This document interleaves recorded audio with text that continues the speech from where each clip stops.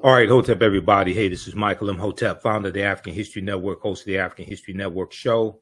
I'm a talk show host, researcher, lecturer, writer, and historian.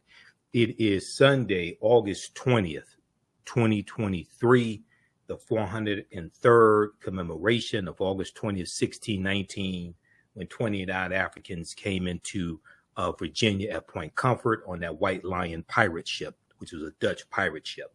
I'm here with our esteemed friend and educator, Dr. Chike Akua. How you doing today, brother? I'm blessed, brother. How are you today? Oh, I'm doing all right. I'm doing all right, man. Well, this is a timely conversation. Everybody, today we're going to talk about what Black people need to know about the Florida school curriculum culture wars. And these school curriculum culture wars are spreading across the nation. And specifically, we're going to talk about a Washington Post column that Dr. Chike Akua wrote, came out August 17th, which is Marcus Garvey's birthday as well, August 17th, 2023. And Chike sent me a text message of the article yesterday. I said, hey, we have to interview you on the African History Network show today. Okay, so let me just do a brief introduction of Dr. Chike Akua. He's an assistant professor of educational leadership at Clark Atlanta University and one of the most sought after speakers at colleges, universities, and educational conferences.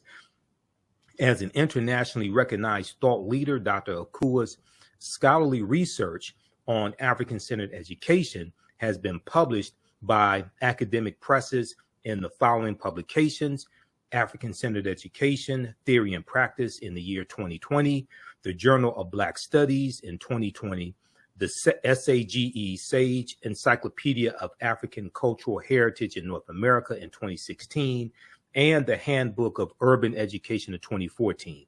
His most recent book is the revised and expanded fourth edition of Honoring Our Ancestral Obligations, 7 Steps to Black Student Success, which is used as a text at a number of colleges and universities nationally.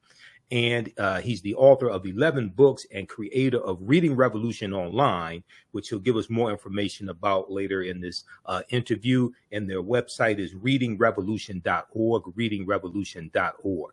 All right, so brother, we're going to pull up your article here from the Washington Post up here on the screen chat, on the screen share. But the name of the article is The Irony of Black History Legislation in Florida. So give us a synopsis of what you were talking about here in this article. Sure. I went into some of my research on Black history laws throughout the country. And in some of my research, I examined Black history laws in several states: New York, New Jersey, Illinois, South Carolina, and Florida. And interestingly enough, I found that Florida had a little known African-American history law. And I found that their law was the most comprehensive of all of the different Black history laws that I examined. Right. And what made it unique was that this is the only law that required that teachers teach the African and African-American contributions and accomplishments that have been made across the curriculum. So in other words, in those other states, the law required that teachers teach about slavery and the African-American experience starting in America, and only in the social studies classroom. But Florida's law was more comprehensive because it required that you also taught the African contributions before slavery and across the curriculum, meaning in science, in math, in language arts, and reading, and literature, and social studies, all of the different subject areas. So I found that to be a fascinating article, and that the people who brought that legislation into being were very intentional about how they worded it. So I found it very ironic in terms of what's going on in Florida and many other states now, as they're trying to censure what's taught about Black history. And much of that is happening or started in Florida, which has, interestingly enough, the most comprehensive law. So that's what we mean by the irony behind these Black history laws. Okay, and that law that you are referring to is Florida Statute 1003.42, Section 8, and is referenced here in your article here for the Washington Post. And in this section, and I'm going to have you elaborate on this, you talk about the fact that so you were teaching at a school. Was that an elementary school or middle school, and starting in 1992 in Virginia? Yes, middle school. Middle school, okay. And you go on to say in 1994, 2 years after I began teaching in Virginia, the state of Florida passed landmark legislation that required the teaching of African and African American contributions across the curriculum. And everybody could research this, and he put the link here in the article to this statute. I think it has the link to the article, the link to the statute, or you can Google it. Florida Statute 1003.42, Section H, required that teachers teach, quote, the history of African Americans, including the history of African peoples before the political conflicts that led to the development of slavery, the passage to America, the enslavement experience, abolition, and the contributions of African American society. Okay, so now contrast this. Now you and we're going to talk about your experience in teaching in Virginia as well, but contrast this law and Governor Ron DeSantis, who I loathe and abhor. He has cited this law to try to give cover to the 2023 social studies standards that so many people are raising objection to. And I have those social studies standards. I'm going to show them on the screen as well. I have the PDF of it, of the 216-page document or so. Talk about how this law contrasts with the 2023 social studies standards. Well, the law that came out in 1994, as you can see, is very comprehensive in the way that it was worded, because it was constructed by Black scholars and educators and legislators. Okay, right.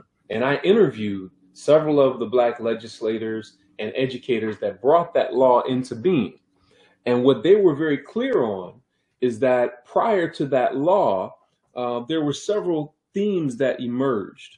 One of them is the inaccuracy in the school curriculum. That right. Each of the people that I interviewed were very, very clear that school curricula to that point was very inaccurate. Secondly, not only was it inaccurate, the second theme that emerged was that there were clear omissions that were very important contributions and accomplishments that African people and African Americans had made to American history and to human history. The third element or theme that emerged in these interviews, and by the way, when you conduct research, you're looking for patterns. So these are the patterns that emerge, whether you're doing interviews, doing surveys, observations. So the third thing that emerged was this issue of correction, that the standard American narrative of history needed to be corrected of these inaccuracies and omissions. And then once corrected, the true and authentic contributions of African Americans and Africans needed to be included into the curriculum. So inaccuracy, omission, correction, and inclusion. Those were the four primary elements that emerged in my research. So now when you contrast that with the so-called Stop Woke Act, right? One of the things that came up in DeSantis's remarks that was very ignorant was that he suggested, and you just scrolled past it, was that enslaved Africans developed skills as a result of slavery. Right, exactly. And I've dealt with that extensively here on the African History Network show. But go ahead, because you do have some historical information here as well. But go ahead and talk about that. Right. So we know, and historical research tells us, that African people brought the knowledge of the cultivation of the cash crops that made America a world superpower virtually overnight. So they brought the knowledge agricultural engineering as it related to cotton cultivation, Right. indigo, tobacco, Rice. sugar, rice, Rice. all of those. And I wish I had added rice in there. I forgot to add rice. Yes. Absolutely. These are the cash crops that made America a world superpower almost overnight. Remember, when Europeans first came to America, they were starving. Right. They didn't know how to plant crops. It was Right. the indigenous people who had to show them how to do that. And indeed, Africans brought that over. They studied us very carefully so that they would know which nations to invade and which Africans to bring over here who had specific skills. So for him to make that very ignorant remark to suggest that Africans benefited from enslavement is idiotic and is very ill-informed and is very dangerous to teach our children or any children that. Because what it does is it justifies abuse. It very subtly justifies white terrorism and says, well, hey, you all should just be thankful to be here because you're in America. Exactly. You're the greatest nation in the world. Well, America would be nothing to speak of were it not for the brains and backs of African people. Exactly. And, you know, just a couple of things. And I know you know this because you teach about the history of the Moors. The Moors introduced into Europe cotton and sugar about 9th and 10th century. Mm-hmm. Okay. So and sugar comes from sugar cane. Okay. Sugar cane grows in hotter climates. So we knew how to grow sugar cane. And this is going to be one of the biggest cash crops, even before cotton becomes king for Europeans. You know, when you study the Spanish colonies, you study Christopher Columbus, they're setting up they're setting up sugar cane plantations in Cuba, Jamaica, things like this, Santo Domingo, which becomes Haiti, etc. So we saved Europe multiple times. Okay, we taught them so much. We saved Europe and Europeans multiple times. Well, here's the further irony about that. The further irony about that is I have been providing consulting to the Florida African American History Task Force.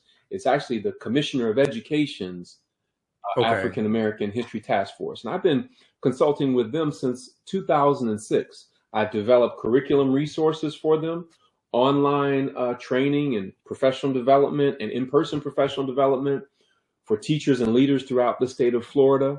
They have utilized my books and all of the things that I produce. So the African American History Task Force in Florida is very progressive and is very clear and aware of the things that you've shared, because the things that you shared are actually in the curricula that I've produced for them. I've spoken at their summer institute several times. So they're aware of all of this, but they're being suppressed by the Florida Department of Education and by Governor Ron DeSantis. And so those that are listening right now will say, man, that's terrible, Dr. Akua, but hey, I don't live in Florida. Well, guess what? If your neighbor's house is on fire, guess what? You better grab a pail and some water and get to helping him or her put that fire out, because guess what? It's not just in Florida. Florida is receiving most of the heat for this. They're receiving most of the play in the media about this. But in reality, there are 35 states who have proposed legislation similar to Florida. And of those 35, 16 have already passed a similar law. Mm-hmm. So you need to check your particular state. And there's certain things that we need to be doing as Black people with our children. Whether your child is going to a public or private school or charter school, there are certain things that we need to be doing as parents at home to inform and influence our children to understand the truth about their history, heritage, and culture. Excellent, excellent. And so we're going to come to those things as well. You talk about them at the end of the article also. There's some critical things that I want to hit on, because I've been reporting on this extensively here on the African History Network show, what's going on with Florida, first dealing with the advanced placement African American studies curriculum, the class, which was banned by Governor Ron DeSantis in Florida, but then also these social studies standards. And now Governor Ron DeSantis has said publicly that he had nothing to do with these social studies standards, but there's a commission. There's a commission, and you have African Americans on the commission. One of them is Dr. William Allen, who's a well-known African American conservative. There was an article from NBCnews.com from July 28th, 2023, and Dr. Greg Carr alluded to this on it's another, not on Roland Martin Unfiltered, but on another the Black Table that he does. No, not his show. The other show. What's the sister's name? Karen. Oh, Karen Hunter. Karen Hunter. On Karen Hunter's show, because he read through the social studies standards, and he says it seems like there was a disagreement among those on the committee about the most controversial part, right? So this article here from NBCnews.com from July 28, 2023 is called "Most of Florida Work Group Did Not Agree with Controversial Parts of State's New Standards for Black History," members say. Quote, "Most of us did not want that language," end quote, one group member said. So it was two African-American PhDs who were the ones really from these reports and from what I read, who were really pushing that controversial standard. One was Dr. William Allen, and another was an African-American woman who's a documentarian, Dr. Presley Rice, Dr. Frances Presley Rice, okay? And I want you to comment on this in just a second, but I just want to read this section here. The work group members who spoke to NBC News said that only two members of the work group, Dr. William Allen, who's a Black conservative, he was on Fox News on Jesse Waters' show. Jesse Waters is replacing the white supremacist Tucker Carlson on Fox News. Dr. William Allen and Dr. Frances Presley Rice, they advocated for the criticized language. Dr. William Allen and Dr.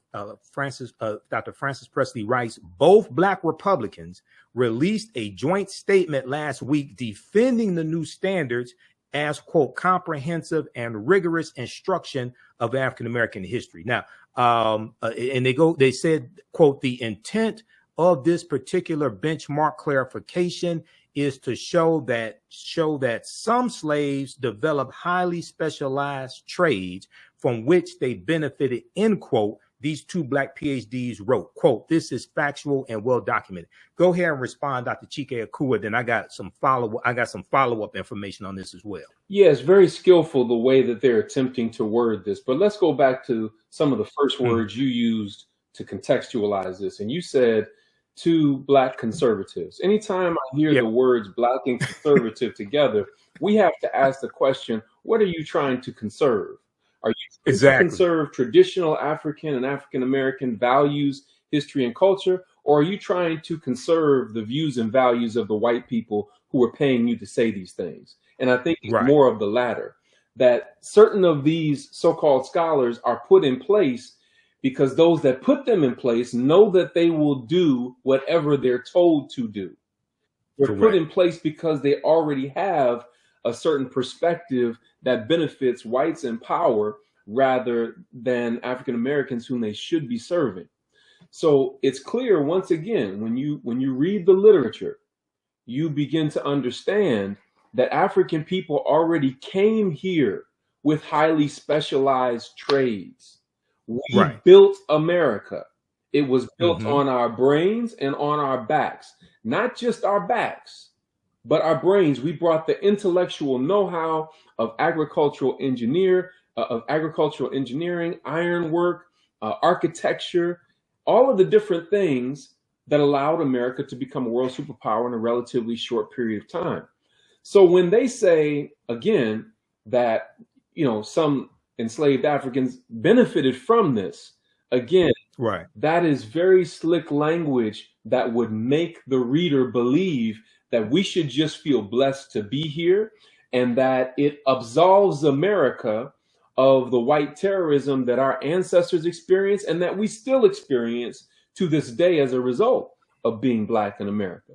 So it's these kinds of things that, first of all, teachers and leaders, educational leaders are often not taught these fine distinctions. And teachers Right. can't teach what they don't know.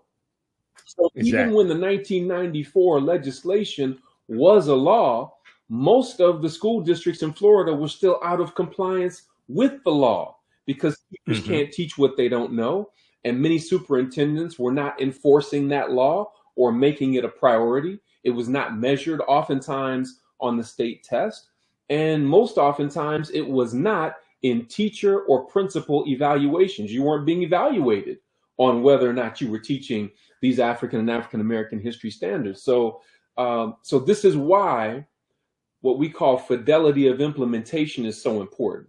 Once you have the Right. law, have you actually implemented it according to the language and meaning of the law and those that wrote the law and what they intended? And we can say definitively that the answer to that is no. Absolutely.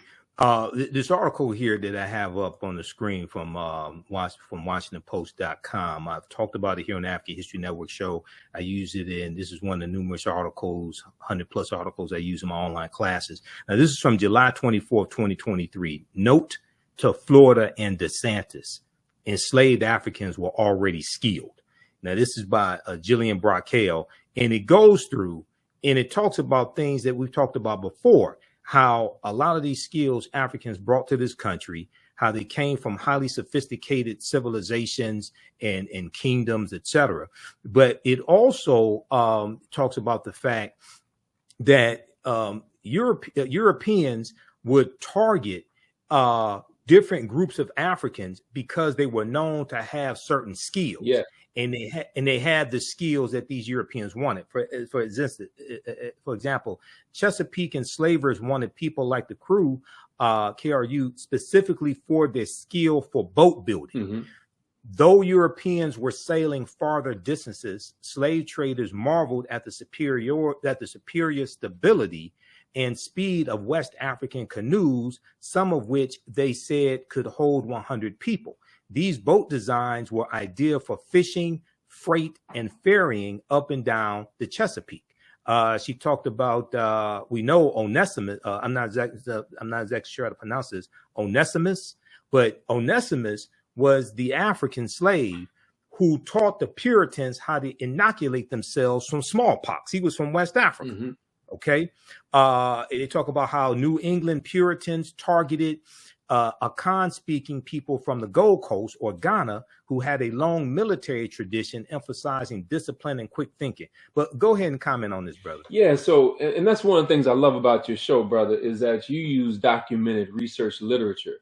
And I can give some other examples. If you go and you read Charles Finch's book, The Star of Deep Beginnings, The African Genesis of Science and Technology, if you will go and read Blacks in Science by Dr. Ivan Van Sertima, if you read Blacks and Science by Robin Walker, volumes 1 and 2, there is a literature on these things. We're not just talking and just making stuff up. When we say that there's scientific research literature, we mean that there is hard empirical evidence to demonstrate what we're talking about. There, you have it right there. It's Robin Walker, Blacks in Science. Yeah.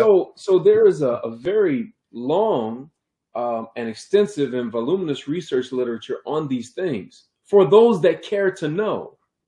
But one of the things that was done to us is to, first of all, make it so that you don't know, and then to make it so that you don't want to know. And so there's an African proverb that says, lack of knowledge is darker than the night. Not to know is bad, but not to wish to know is worse.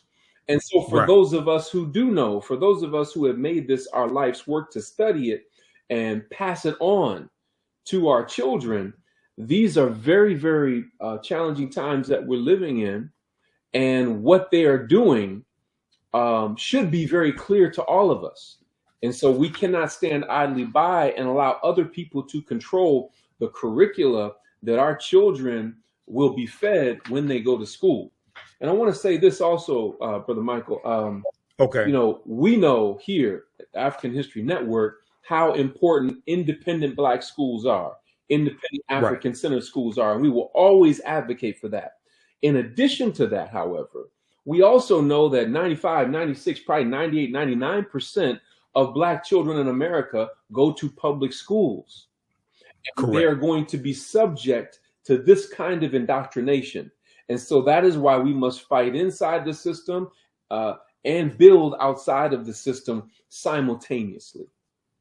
Exactly. And this is why, even though you and I are both advocates for homeschooling, and we both speak and have spoken numerous times at the Liberated Minds Black Homeschooling Education Expo, shout out to Queen Thais, yes, and the people doing work there. But homeschooling by itself is not going to save African-American children. And what I mean by that is the majority of our children are still going to go to public school. So even though we can augment what's taking place in public school with homeschooling, we're not going to be able just to homeschool exclusively all of our children. Okay. And the other thing is that every ethnic group of children need this history also, not just African-American children. Go ahead. In addition to that, our tax dollars are going to this. Exactly. We're paying to be miseducated. We're paying to be lied to. We're paying for what Dr. Kemet Shockley calls a mild form of mental molestation when our children go to these schools. So we're literally paying to be oppressed. And one of the goals of the oppressor is to get the oppressed to participate in their own oppression. And so that's one of the things that's a big problem with this as well. And this is why we must take a stand on this, why we must be vocal about it, and why we must continue to agitate to make sure that these clarifications and corrections are made. But we need to do it at home as well as in public and in the schools. Exactly. I want to go to this article here, then we're going to go back to your article with from the Washington Post. Now, I've dealt with this all extensively here on the African History Network show, step by step. So after the rebuttal from Dr. William Allen and Dr. Francis Presley came out, what happened was, is detailed here in this article here from the Tampa Bay Times, picked up by Yahoo News. I want everybody to read this. Benefited from slavery. Critics say some of the state's examples were never even slaves. So this is what happened. To push back on the criticism that was taking place across the country, you had a spokesperson for the Department of Education named Alex Lanfranconi. Alex Lanfranconi, a spokesperson for the Florida Department of Education, said the experts stand behind their examples. So they put out 16 examples of African Americans who they claim were slaves and who they said gained skills during slavery that they were able to use to their benefit. Okay. Responding to mounting criticism, the department, referring to the Florida Department of Education, issued a statement Thursday offering 16 examples of historic figures it said fit that description. Okay. The description of people able to enslaved and gained, suggesting some slaves benefited from skills they learned while enslaved. That they develop highly specialized abilities that help them later in life is, quote, factual and well documented, end quote, the Florida Department of Education stated. Asked for more information on Friday, Florida's Department of Education cited references, the Colored Patriots of the American Revolution, which is an 1895 book by William Cooper Nail. I don't know why they had to go back that far. And Encyclopedia of African American History, 1619 to 1895, which is a 2006 book edited by Dr. Paul Finkelman. We had Dr. Paul Finkelman here on the African History Network show a few years ago when he was speaking at the Charles H. Wright Museum of African American History. Now, Alex Lanfranconi, a spokesperson for the Florida Department of Education, said that experts stand behind their examples. Dr. Francis Presley Rice, a co-founder of the Yoakum African American History Association and chairperson of the National Black Republican Association, already there, warning flags all over the place, National Black Republican Association, she's the chairperson, provided the information to the Florida Department of Education. But other sources offer conflicting descriptions of the 16 historic figures, and critics came forward to attack the department's claims. Among the problems historic sources show several of the 16 individuals were never even slaves. Go ahead and comment, and I'm going to pull up the 16 individuals, brother, because almost half of them were never slaves. Go ahead. Yeah, so there were many Africans who not only brought their skills with them from Africa, but there were many who were free people in the Americas. Yes. Who had developed their skills and were working in everyday life. But, you know, we could shut this down with one simple comment, brother. And it's simply this, and I have to give a shout out to my brother, JR, who shared this with me. Okay. Would there be anyone so ignorant as to suggest that Jews benefited from the Holocaust? No, there wouldn't. You know, even so no one would not Jews as a whole. No one would even think to say something so outrageous. Right. But why is it that there are those that think that they can say that regarding African and African American people? This is a question of power or lack thereof. And so, again, it seeks to justify abuse and white terrorism. It subtly says, once again, y'all should just be glad to be here.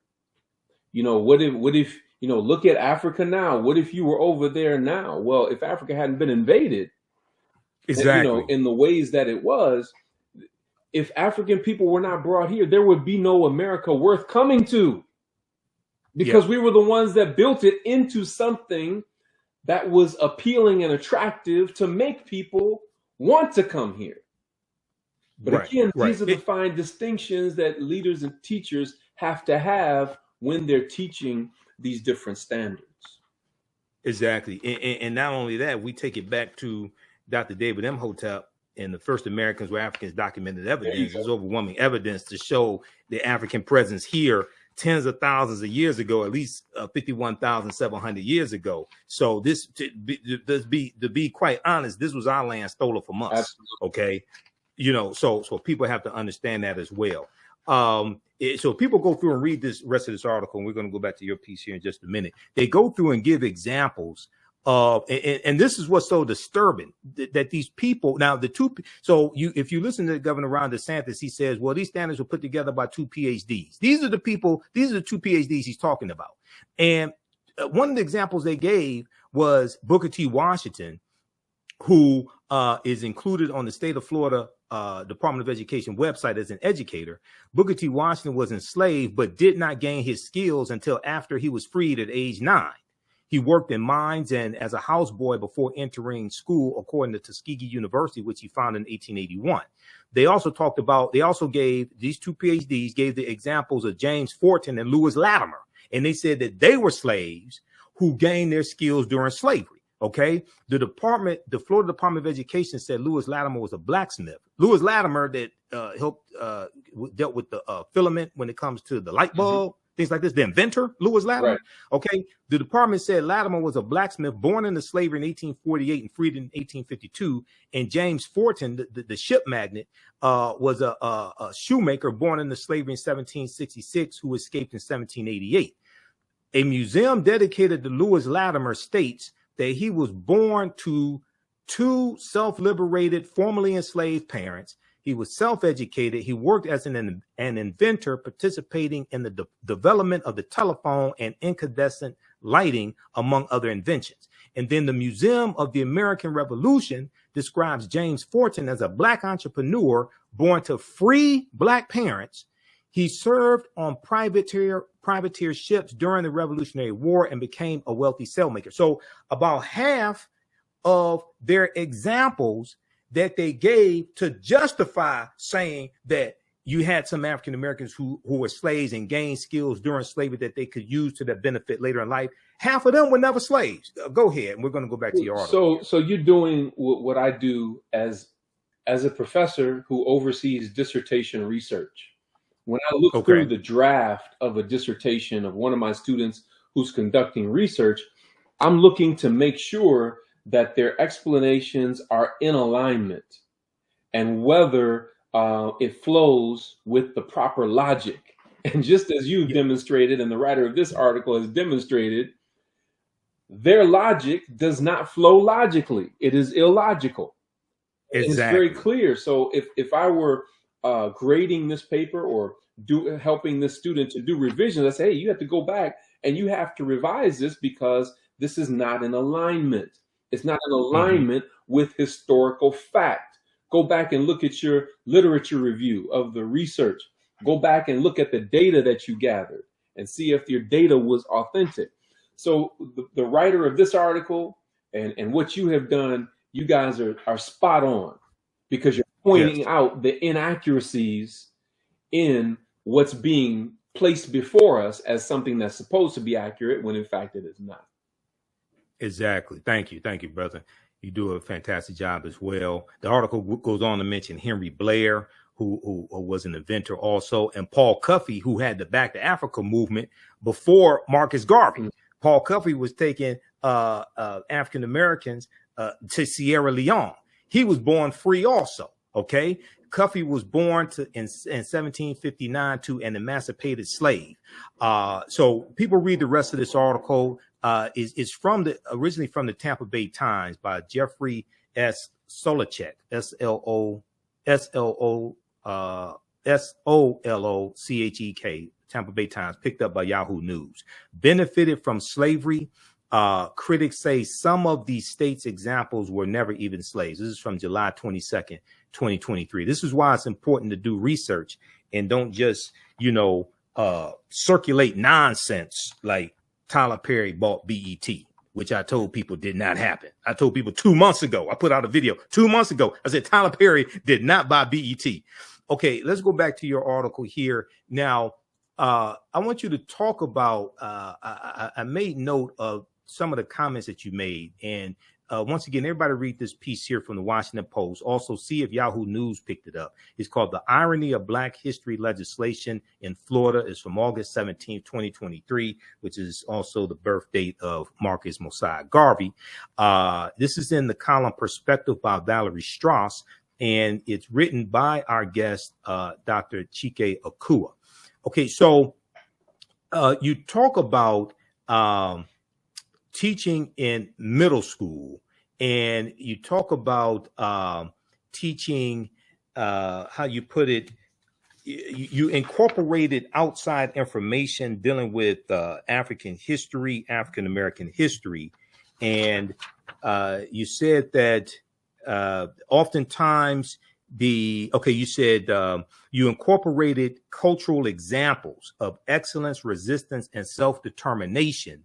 But a lot of times, and I want to get your exact quote here, a lot of times those examples conflicted with the administration, or may have conflicted with other teachers. Okay. Right.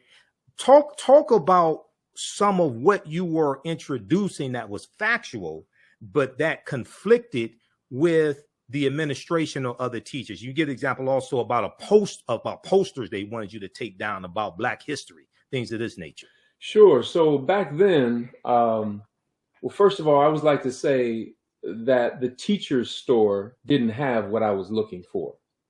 Explain to people what a teacher store is. My mother taught in Detroit public schools for 47 years, so I know exactly what the teacher store is, because I went numerous times when I was a kid. But explain to people who don't know what the teacher store is. The teacher store is a place where teachers and educators go to find posters and bulletin board material and anything that it relates to arts and crafts and things that you would do in the classroom with students. And I could never find the posters and things that I was looking for in the teacher store, so I would create them.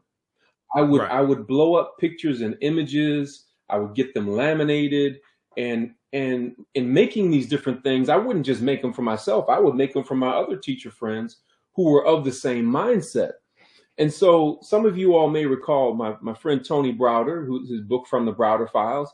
He has this amazing picture of a muscular African man with arms outstretched, with a Kemetic or Egyptian headdress on, and a silhouette of Africa behind him. Beneath that picture is the same man with his head bowed and his wrists in chains, with a silhouette of America behind him.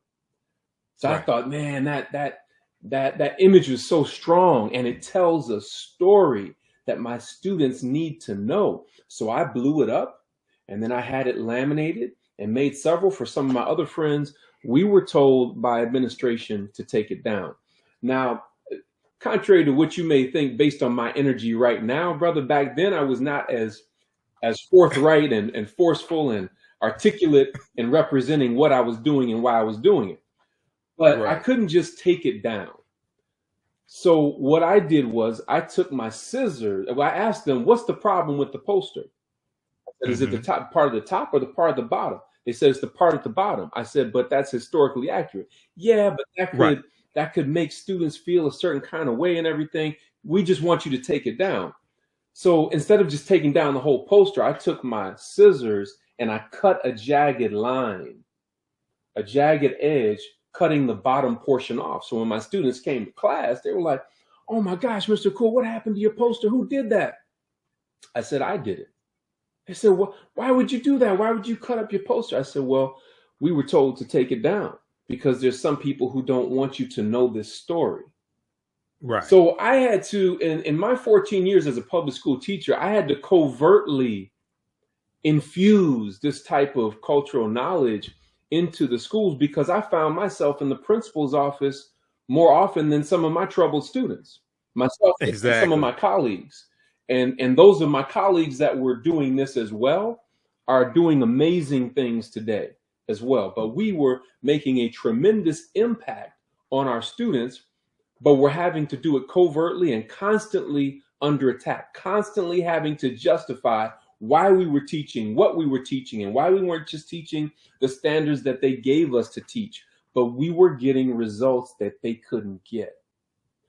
Exactly. And you mentioned that here in the article. And Tony Browder is a friend of mine. We just had Tony on the African History Network show April 23rd, dealing with why Nile Valley civilization history is important. And I use two of Tony's books in my classes, Nile Valley Contributions to Civilization and Egypt on the Potomac. Those are two books that we use by Tony Browder in my online history classes. So you in this section here in your piece from the Washington Post, you talk about you had a poster of a black man with the headdress of a king and arms powerfully outstretched with a silhouette of Africa behind him. Beneath it was a picture of the same man with head bowed and hands shackled with the silhouette of America behind him. The poster provided an opportunity for deep examination and inquiry. The poster told a story that our administrators were unwilling to acknowledge. It is a story that many are still unwilling to acknowledge or accurately assess today. Now, you said it was not uncommon for one of us to be called to the office, the principal's office, for questioning about our methods and materials.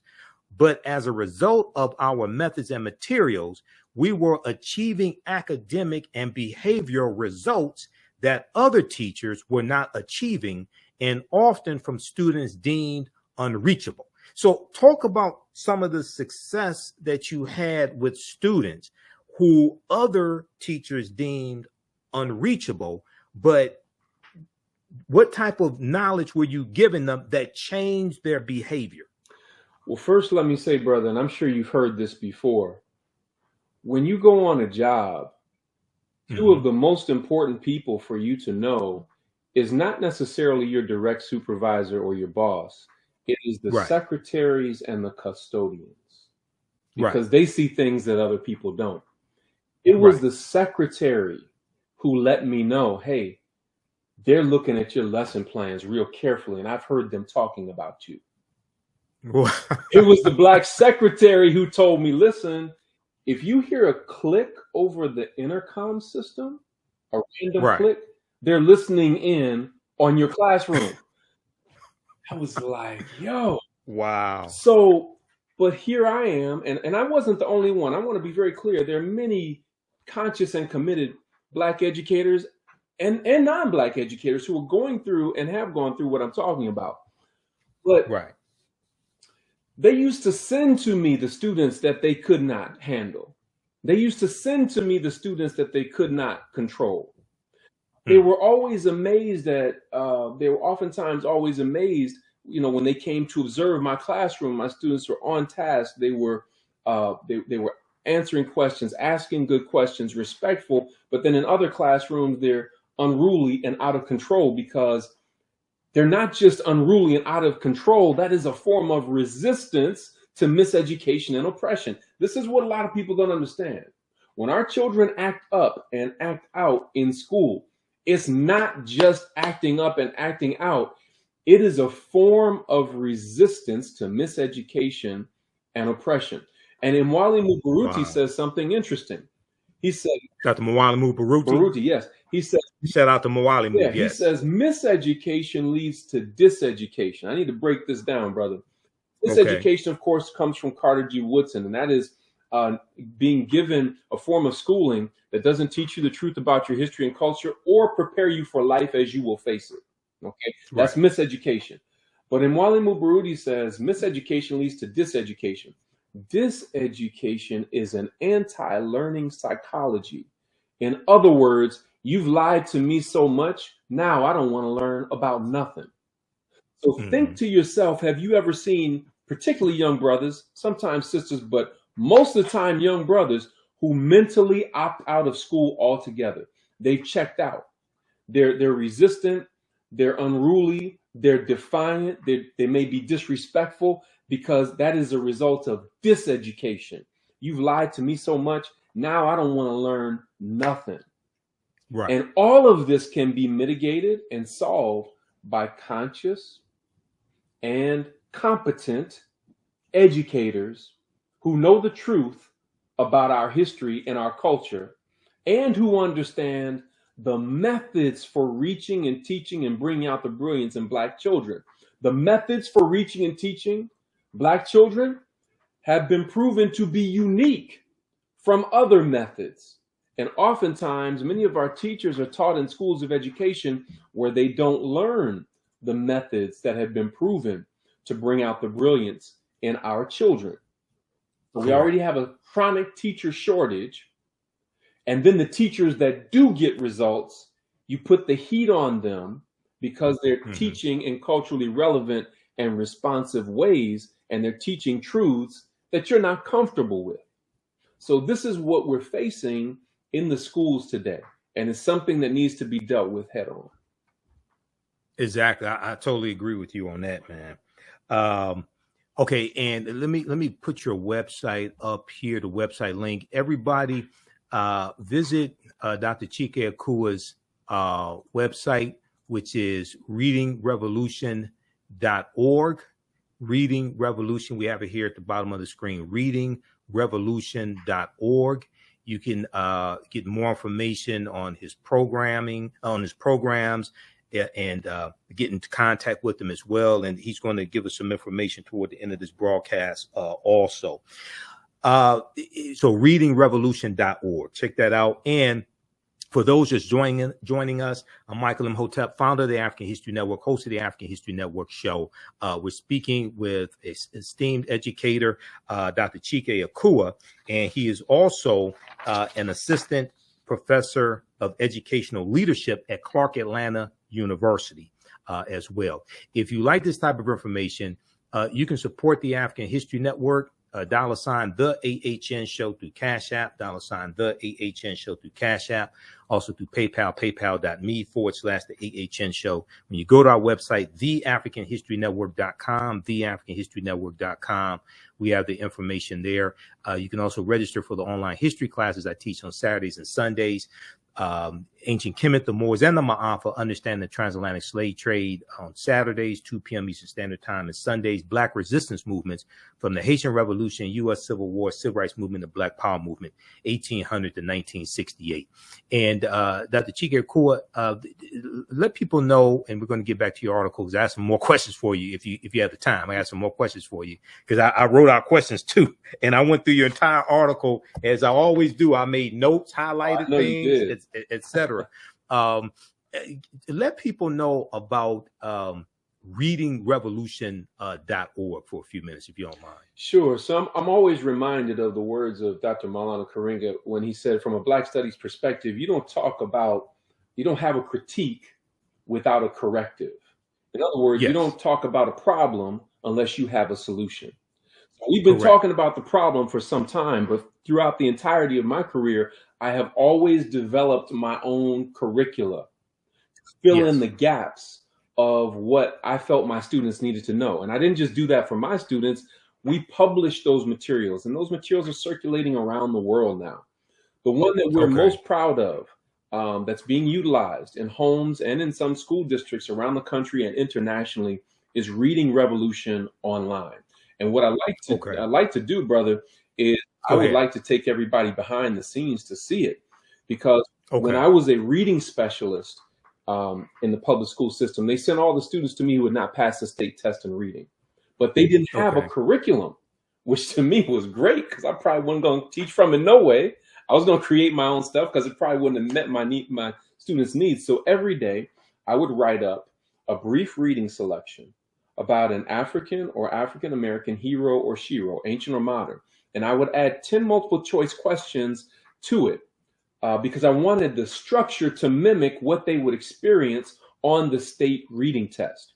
And so after doing about 30 of those selections, Spirit kind of whispered to me and said, hey, this needs to be a book. So I called on another good friend of mine, Brother Tavares Stevens, and we wrote the book Reading Revolution. And that book did very well. It went national and international. It contains 90 of those reading selections. But in 2018, we began the process of digitizing all of that content so that we could make it available on an interactive platform. And so that's what I want to share with you right now.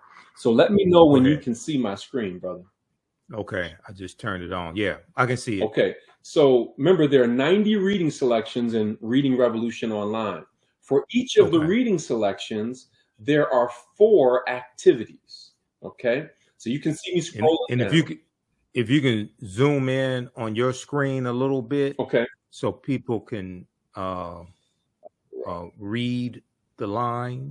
If you want them to be able to read it. Let me scroll down to the one I want to do. We'll look at this one. Is that a little bit better?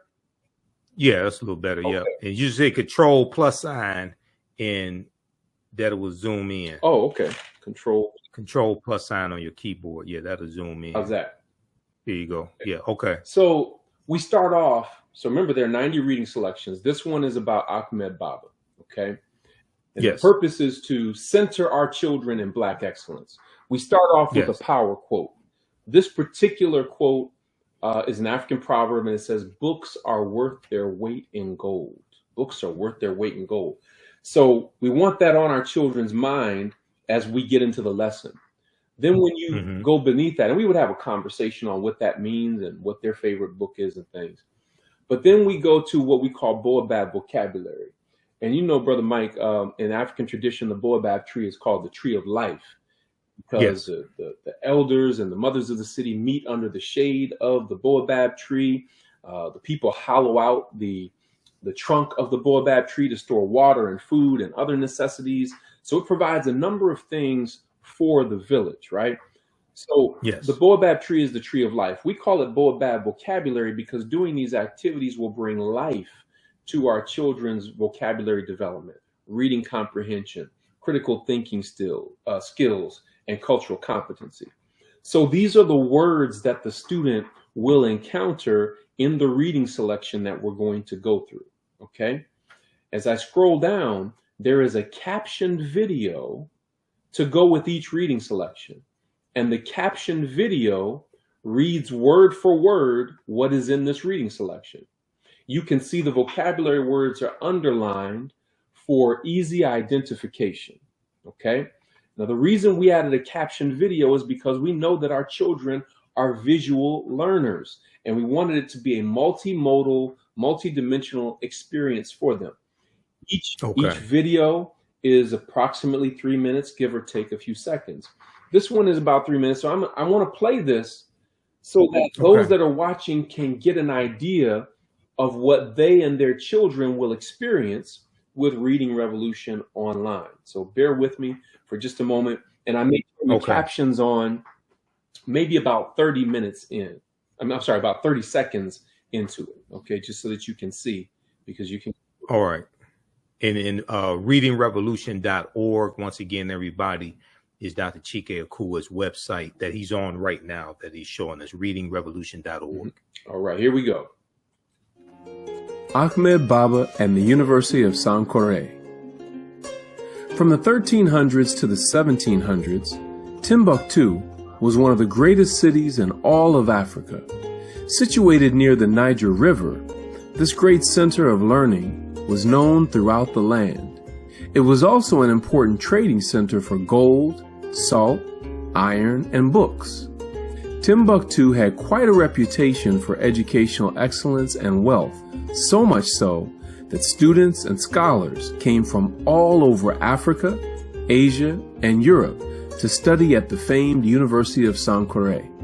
Being near the river gave people easy access to this thriving city of trade and education and attracted many people. Ahmed Baba was the president of the University of Sankore for 30 years. During this time, he upheld the African standard of excellence, running the university with great vision. Also during this time, he authored 42 books. This means he wrote more than one book per year in addition to his duties as president. Additionally, Ahmed Baba had over 1,600 books that he owned in his personal library. This shows that he knew the power of books to transform the mind. To Africans who introduced the art of writing to the world, books were sacred and holy. Books were valued so much that people paid for books using only gold. The book a person desired to purchase would be placed on one side of a scale, and gold dust would be sprinkled on the other side of the scale until the scales were balanced. Books in Timbuktu and in the empires of Mali and Songhai were literally worth their weight in gold. Because of this, the book industry was just as lucrative as the gold, salt, and iron industries.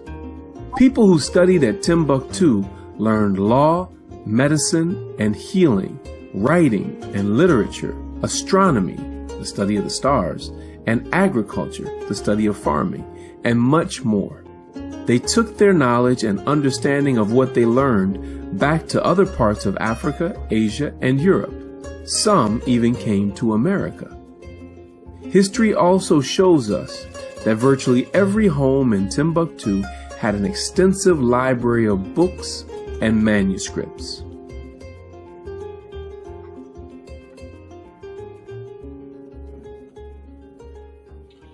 Okay, before. All right, that's great. Yeah, that's fantastic. Go ahead. Before I go into the activity, brother, can you just tell me anything that stood out to you in watching that brief video clip? Just anything. Well, Ahmed Baba being the president of the University of Sankore for 30 years, I knew he had a library of 1,600 books. I knew he wrote numerous books. He wrote 42 books. Reminds me of the 42 laws of the 42 negative confessions of Muhammad. Right. Then also every home in the city of Timbuktu in the Mali Empire had a library in the home as well. And I tell people, people that watch the African History Network show, I tell them we need to have our own University of Sankore in our homes. We have entertainment centers, but we need to have learning centers in our homes as well. Absolutely. And, you know, like so many people, I was miseducated in my K through 12 schooling process. But when I started learning the truth, you know, when I was growing up, brother, we used to say, man, I'll knock you all the way to Timbuktu. Right. I didn't know that was an actual place, though. An actual place where people came from all over the world to study at the feet of our ancestors, right? Yes. So after listening to the video and reviewing the printed reading selection, the student would then go down here to the Baobab vocabulary activity. And what you see is the vocabulary word on the left-hand side, the definition on the right-hand side. So the duty of the student is, this is a click and drag activity. So they click and drag and bring the two together. So we know astronomy is the study of the stars. So we click and drag that and put those two together, right? We know agriculture is the study of farming. So we click and drag and put that in place, right? We know the word sacred means holy, and we put that together. After the student does all of these, they would then click at the bottom and the system would score that for them, okay? Okay. So for the 90 reading selections, there are 4 activities. Again, 90 reading selections, 4 activities for each one. The first activity is the vocabulary activity. The second activity is a comprehension assessment. And I'm going to just run through these real quick, and you'll see some of the vocabulary words in here as well. I'm going to get some of them wrong on purpose for the sake of time. I'm just going to run through this. I'm going to get some of these wrong so that you can see how our system scores it. Okay. Let's see. So this is what we call a short cycle assessment. That is a student reading a brief passage and then answering some questions about it. And again, I'm going to get some of them wrong intentionally just so that you can see how our system scores it. All right. Okay. And so I'm on number 10 here. Let's see how we did. So we got an 80. So now you can see what you got wrong, what you got right, and so forth. And so a parent can use this at home. If we know, see, we market my products to school districts all over the country and even internationally. But what I'm saying to Black folk is we can't wait for school systems to get a clue. You see what's happening with these retrograde policies and laws where they are literally telling you, we want you to stay asleep. That's why we call it stop woke, right? Yep. So we have to then take the responsibility to teach our children the truth at home so that at least when they go into school, they're now equipped to deal with the lies that they're being told, okay? So that was our multiple choice comprehension assessment. We had the vocabulary, we had the comprehension, now we have the grammar. This is where we take several items from the reading selection, and the student then has to retype each sentence, adding capitalization, punctuation, and changing verb tense where necessary. We don't have time for me to do all that now, but I'm just going to submit it. You see that I got a 0 because I didn't complete it, right? This is going to improve our children's grammar and writing skills as they're focusing on these particular elements of grammar and so forth. And the whole idea of what I was trying to do here, brother, was really replicating my classroom and what I was doing with my students to be able to get the results that I got. I was able to take some students from F's to A's in language arts and reading and get past the state test and so forth through these culturally relevant and responsive practices, through these African-centered or Afrocentric teaching practices. But if we're going to have a reading revolution, we also have to have a writing revolution. Right. And so for each of the 90 reading selections, we have a writing prompt also. This one says, Ahmed Baba wrote 42 books. If you were going to write a book, what would it be about? Would it be fiction or nonfiction? Who would the book be for? What age range or audience? Describe and explain. So the parent or the teacher would then tell the student, okay, I want you to write a paragraph, or I want you to write 2 paragraphs about this particular writing prompt. And our platform will archive that writing for them, right? In addition, a parent or a teacher can track their child's progress across all of these activities, all of these reading selections. It's an amazing resource. Now, again, I'm just returning from Chicago, from a school district just outside of Chicago, who is implementing this program district-wide. They got it. They get it. They understand the need for this. And there are many other districts that are utilizing it. But again, parents, we can't wait for school districts to get a clue. If you your son, your daughter, your niece, your nephew, your grandson, your granddaughter, right? We need to make all Black people aware that this resource is available to make sure that they're centered in the best of their culture, so that when they hear these erroneous remarks of miseducation, they will know who they are, whose they are, where they come from, and where they're going. Again, it contains examples of African excellence from ancient times to modern, right? Okay. So we wanted to give our children a very well-rounded example of what our excellence looks like. And then I want to show you something else real quick too, brother, because Okay. this may be just as important. Okay. So now I'm going to the website. What I showed you before is behind the scenes once you get a Reading Revolution online membership. But I'm going to scroll down here and hopefully you can see this picture of the Reading Revolution team. Can you see that right there? We're all dressed Yes. in blue. Yes. And you said to blow that up, I can press Control Yeah. plus. Yeah. Control plus sign. Yes. There. Okay. So I want you to see them because that is actually my family, brother. Okay. This is a family affair. We got together and we did this. You can see in the bottom left-hand corner is a picture of my wife. She is a master teacher in her own right. She did a number of the editing and the voiceovers. So when you listen to the videos, it won't just be a male voice. Sometimes you'll hear a female voice, right? Right above her is my oldest son, Jabari. He's a computer engineering and game design major.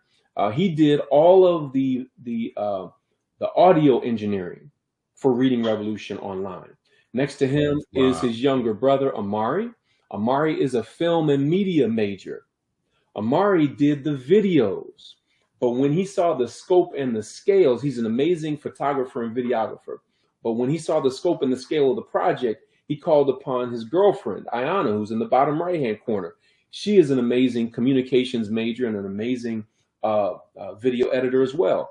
So he got her assistance in putting together all of these 90 video clips.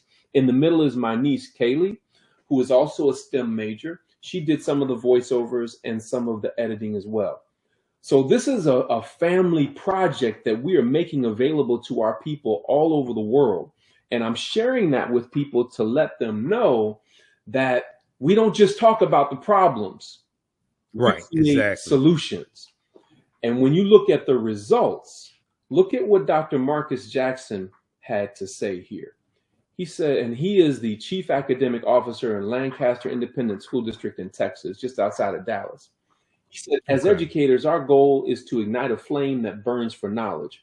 For years, Reading Revolution has been able to ignite that flame for many of my students by improving reading levels by 1 to 2.5 grade levels in a year.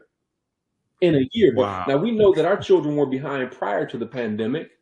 Now Right. there's even more learning loss, but he's saying Reading Revolution can help your child to improve their reading level in 1 to 2.5 grade levels in a year. Here we have a sister not too far from you in Inkster, just outside of Detroit, Michigan. She was at Inkster Prep, and her name is LaTanya Stevens. She says, if you're considering Dr. Akua's Reading Revolution for your school or district, I highly recommend it. She said they were able to improve theirs an average of 1.7 years growth in reading in a year. Okay. Wow. And they said, so in other words, we're getting results. We have something that works, right? So for those that are listening, when you go to readingrevolution.org, I want you to click on parents. When you click on parents, that's going to take you to this page where you can watch a brief video clip and determine how you want to engage with Reading Revolution. For those that are interested in purchasing a membership, you can use this code to get a significant $200 discount. All right, taking it from $497 to $297. And the code that you want to use is just READ in capital letters, READ.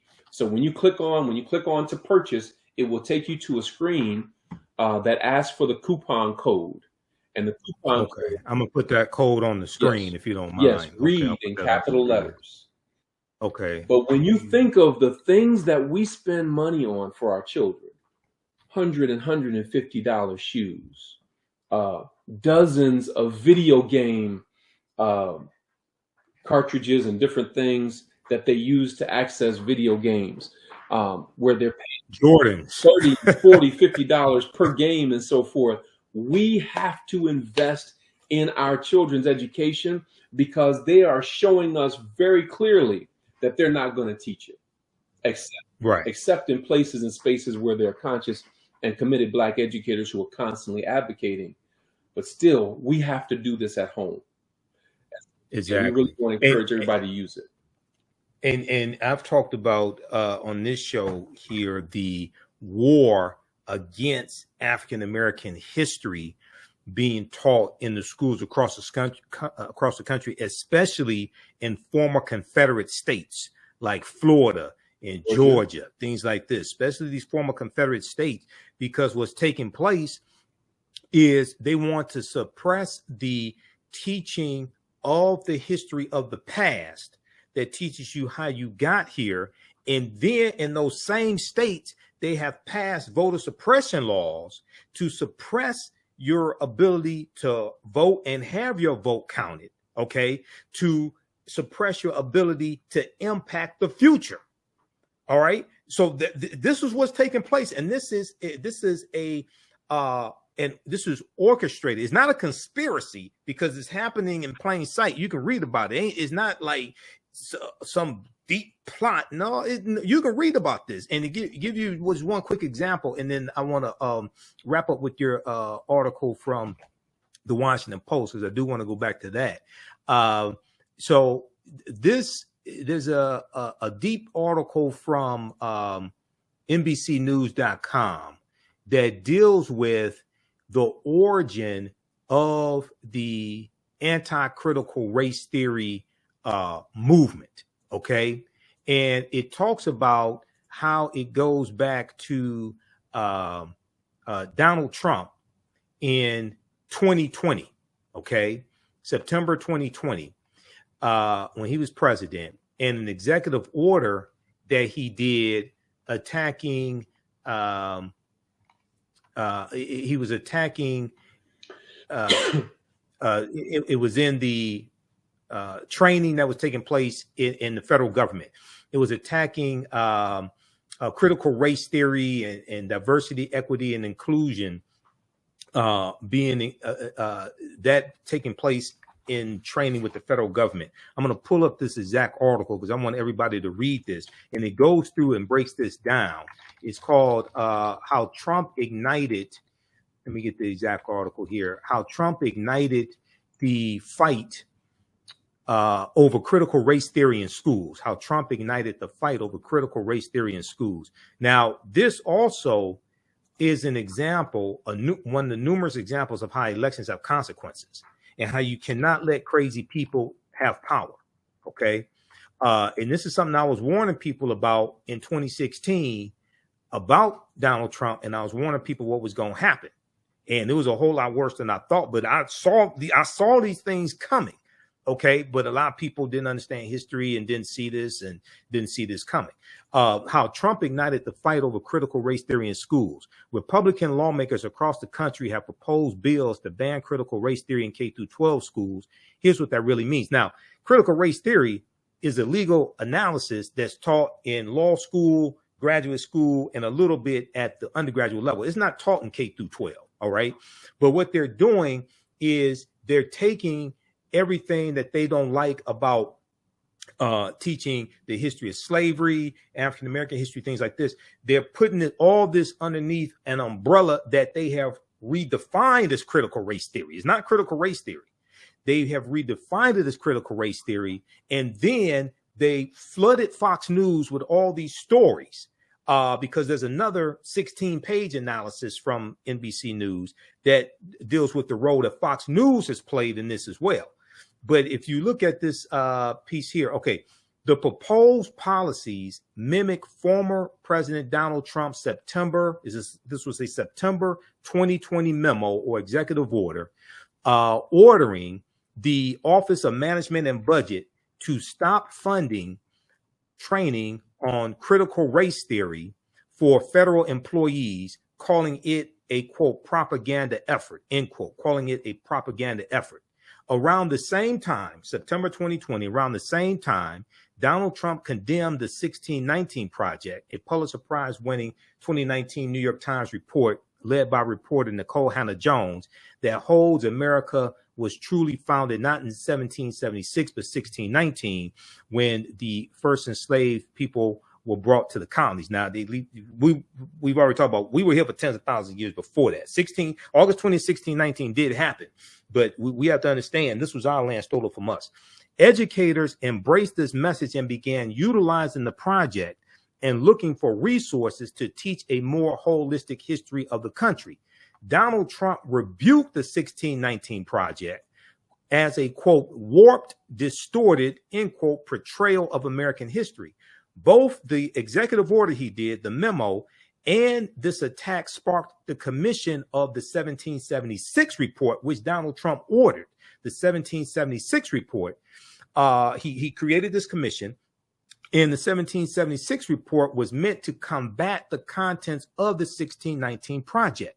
The countrywide uprisings in the wake of the deaths of George Floyd, who was killed May 25th, 2020 in Minneapolis, Minnesota, only fueled the matter, with pundits debating the nation's fraught history of racism. Thus, although President Joe Biden reversed Donald Trump's initial ban, because Joe Biden, when he came into office, he dismantled the 1776 project and removed it from whitehouse.gov. Thus, although President Joe Biden reversed Trump's initial ban in January of 2021, the seed had been planted. The seed had been planted. Go ahead, brother, and comment on this. No, it's very, very clear the efforts that are being taken to suppress the truth. And we call this a manufactured crisis. Yes, it is. Manufactured crisis around critical race theory, the fact that CRT, critical race theory, is not taught in K through 12 schools.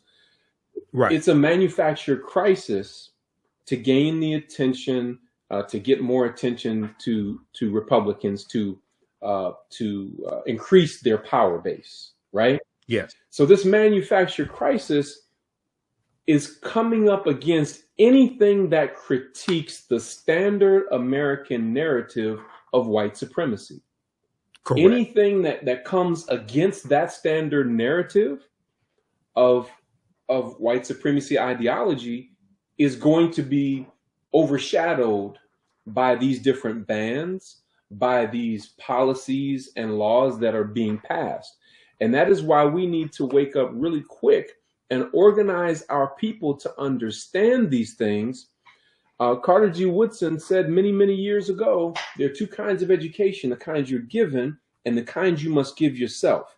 The kind you're given is the kind that takes place in the public school system, which, by the way, as Du Bois said in Black Reconstruction, that public education in the South was a Negro or Black idea. And guess what? Yes. In the Nile Valley in ancient Kemet, we had free public education for males and females. When you go to West Africa and look at the great empires of West Africa, Ghana, Mali, Songhai or Songhai, free public education for males and females. When the Moors took over in Andalusia, which is present-day Spain and Portugal, had an influence throughout all Europe for almost 800 years, one of the first things they set up was free public education for males and females. That's why it was very natural when we got to America and gained our emancipation. One of the first things that we did was build free public schools for males and females. Remember, white folk didn't even want education for all of their own people. Correct. For poor white people, they were like, y'all don't need no education. We just need y'all to keep these niggers in line. And you don't need an education to do that. All you need is a whip and a gun. So it was Black people who are responsible largely not only for free public education, but also for males and females. Because remember, the females were being suppressed in Eurocentric society. But we had a sense of complementarity in our traditional African values. So we have an ancestral obligation to ensure that our children receive the best education possible. And we have to supplement, even if you're sending your child to a private school. I promise you, most private schools don't have the type of curriculum that I just shared with you. So this is very important that we get on board. I totally agree with that. One of the things you mentioned here in this article is on page 2. You said, I knew as a language arts teacher, there were many rich examples of reading, writing, language, and literature that developed in early Africa. There are many robust research-based examples to demonstrate this.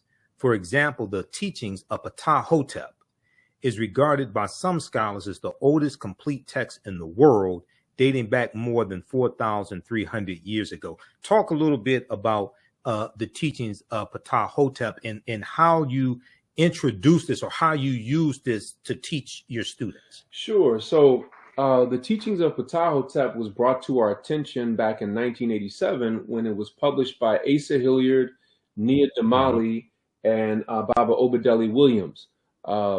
Nia Damali, interestingly enough, owns Medu Bookstore in the city of Atlanta. And of course, Baba Asa Hilliard and Baba Obadeli Williams have transitioned to the ancestors. But the teachings of Ptah-hotep contains 37 wise sayings. And Ptah-hotep was the ancient scribe in the king's court who wrote the book when he was 110 years old. How do we know that? Because in the preface of the book, he says, I'm 110 years old, right? Right. In addition to that, it is a type of literature that we refer to as wisdom literature. The most familiar wisdom literature that our listeners are probably familiar with would be the book of Proverbs in the Bible, okay? But this predates the book of Proverbs by well over 1,000 years, and you find many of the same sentiments in the teachings of Ptah-hotep later show up in the book of Proverbs in the Bible. Right. So it's a tremendous text that teaches young people our morals and our values and principles of leadership and issues of integrity and respect and so many just lifelong lessons that would serve our children so well. And again, not only do our children need to know this, all children need to know this. Exactly. Because when all children are not taught these things, I say in the article that every culture holds a key to unlocking the challenges that all humans must face. So when any culture is suppressed, all of humanity is diminished as a result of that. So when you hear me talking so passionately about what our children need, of course, I'm B1, I'm Black first, right? But and I also recognize that all people need to know this information. Other words, humanity is diminished. So the teachings of Ptah-hotep is a powerful resource. You can go online right now and order that book. It's a thin book, but a wealth of information in it that would serve you and your children very well. Absolutely. At the end of the article from the Washington Post, you give 3 recommendations. I have a copy of the teachings of Ptah-hotep somewhere here in the office, but also in Dr. Malefikete Asante's book, The Egyptian Philosophers, Ancient African Voices from Imhotep to Akhenaten. Yes. Yeah, that's it right there. I have that version, but he talks about Ptah-hotep in here, who was a philosopher as well, lived somewhere around 2414 BCE before the Common Era. Because in the introduction, Chronology of Ancient World Philosophers, they mention a number of different ones. Imhotep, who I'm named after, Kagimni, you have Kunanub, Akhenaten. It's a number of them. Amenhotep, son of Hapu. So this is before Socrates, Plato, and Aristotle. Right. Okay. So we have our own philosophers as well to study. At the end of the article, and once again, everybody, the name of this piece from the Washington Post, The Irony of Black History Legislation in Florida. You say, here are 3 recommendations for moving forward. Here are 3 recommendations for moving forward. Let's see. So, and you mentioned Dr. Carter G. Woodson here as well. Let me look at this last paragraph. You say effective and inclusive curricula exists. Let's go back. Effective and inclusive curricula exist, but are deeply suppressed. In addition, curricular inaccuracies, and omissions contribute to implicit bias and also prevent whites and others from accurately and critically examining their own individual and collective attitudes, beliefs, and behaviors. Lack of knowledge about this nation's history is literally hazardous to the health of African Americans. As Dr. Carter G. Woodson, who's the founder of Black History Month and co-founder of the Association for the Study of Negro Life and History, September 9th, 1915, and he's the author of numerous books, including The Miseducation of the Negro, 1933. As he observed, quote, "There would be no lynching if it did not start in the schoolroom," end quote. And also Dr. Woodson advocated for the history of African Americans to be taught in every school across the country, not just schools where we attended, because the way a people treat you is largely based upon what they think about you. What they think about you is largely based upon what they've been taught about you, and what they've been taught about you is what they've read, heard, and seen about you. So you take us through 3 recommendations. So what are those recommendations? And these recommendations, this is actually the work that I do in providing professional development to educational leaders and teachers and counselors across the country. And so the first recommendation is to educate school leaders and teachers in the best of African American culture, history, views, and values. And let me make this distinction. The reason I say the best of African and African American history and culture is because for many of our children, they've only been exposed to the worst of our history and culture. Okay. Because, and it's what I call cultural identity theft. Cultural identity theft. How do you take a group of people who gave the world reading and writing and language and literature and architecture and engineering and agriculture and astronomy, mathematics and medicine, science and technology? How do you take that group of people and yet convince them that they come from a race of pimps, players, criminals, thugs, N-words and B-words? Cultural identity theft. So for conscious and committed educators, education is identity restoration. Education is identity restoration. But again, teachers can't teach what they don't know. So early on, and I've been doing professional development across the country for over 15 years, and I'll never forget, someone came up to me afterwards and they said, you know, Dr. Akua, I agree with everything that you said. We should be more culturally relevant and responsive in our teaching and everything, but I don't know as much about African and African American history as you. And my response to that person and to all educators that I speak to is, no problem. You get to go on the journey with your students. The way that we've created Reading Revolution Online and all of the other materials that we offer from our Black History poster pack, our African Proverbs poster pack, and all of the various books we've produced, we wrote it in such a way that teachers and parents can go on the journey with their children. And so parents and teachers love Reading Revolution Online as much as the children do, because they're like, oh my gosh, I wasn't taught this when I was growing up. So that first recommendation is to educate school leaders and teachers on the best of our culture, history, and views and values. The second is to infuse, now that you've learned it, infuse that authentic African and African American culture and history into lessons, teaching methods, and instructional materials. So this is a critical point. So if you're looking at this in your mind, highlight teaching methods, because the teaching methods is not just what you're teaching, it's how you're teaching it. And there's certain methods that have been proven effective in working with Black children. Call and response, bodily and kinesthetic movement, tactile activities where they get to use their hands, anything where they get to move around and talk, anytime you can use music and rhythm and rhyme. These are different teaching methods. There are many, but those are just a few examples of teaching methods that have been proven effective with Black children, that bring out the brilliance in our children. So you have to infuse authentic as opposed to inauthentic African and African American cultural and history into lessons, teaching methods, and instructional materials. And then our children are tremendously insightful and intelligent.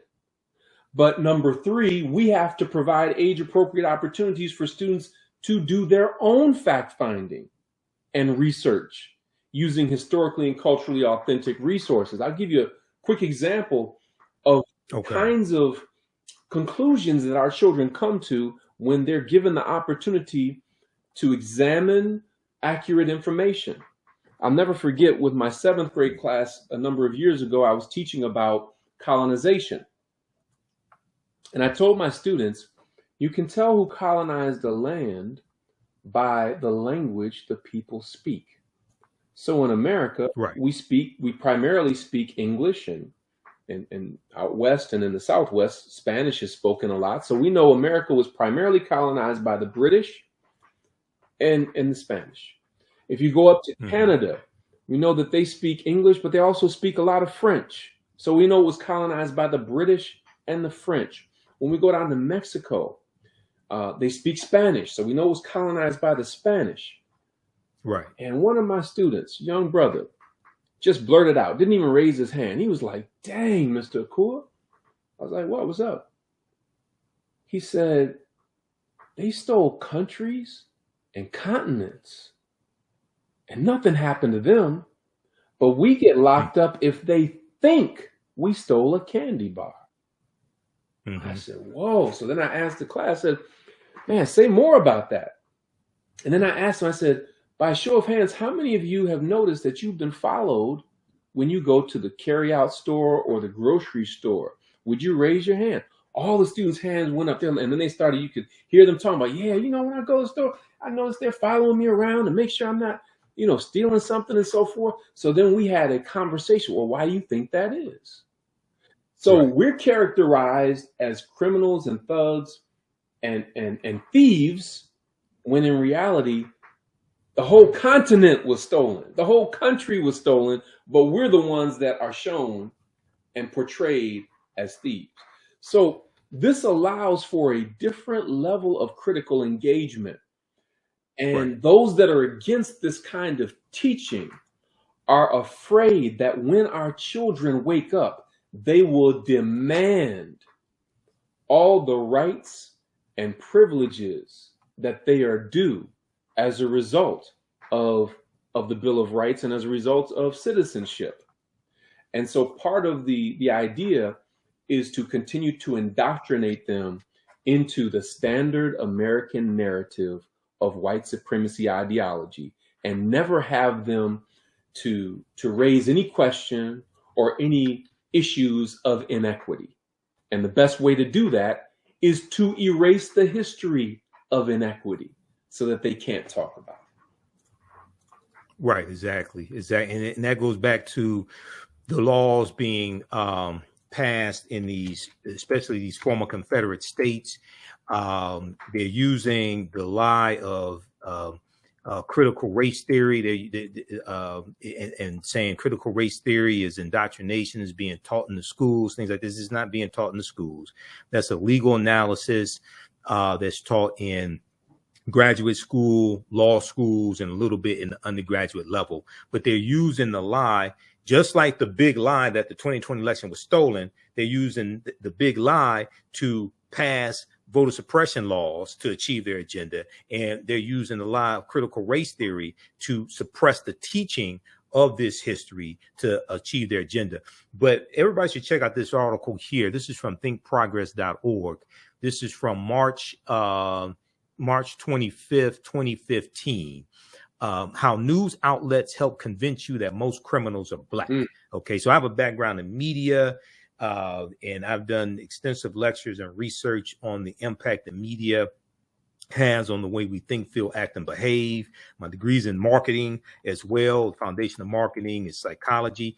But this was a nationwide study that looked at local news stations. Okay, and it found that the local news stories that they covered dealing with crime, okay, disproportionately showed African Americans as the perpetrators. All right. And they looked at in New York City, for instance, they looked at WABC, WNBC, WCBS, they found that African Americans were overrepresented as suspects in theft, assault, and murder coverage.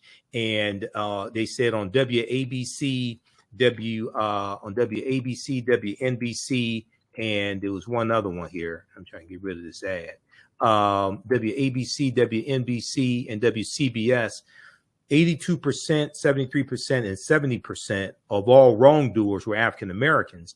However, data from 2010 to 2013 shows that Black people only accounted for 55% of murders, 49% of assaults, and 55% of thefts in the city of New York City. So this goes back to what I was saying. The way you treat a people is largely based upon what you think about a people. What you think about a people is what you have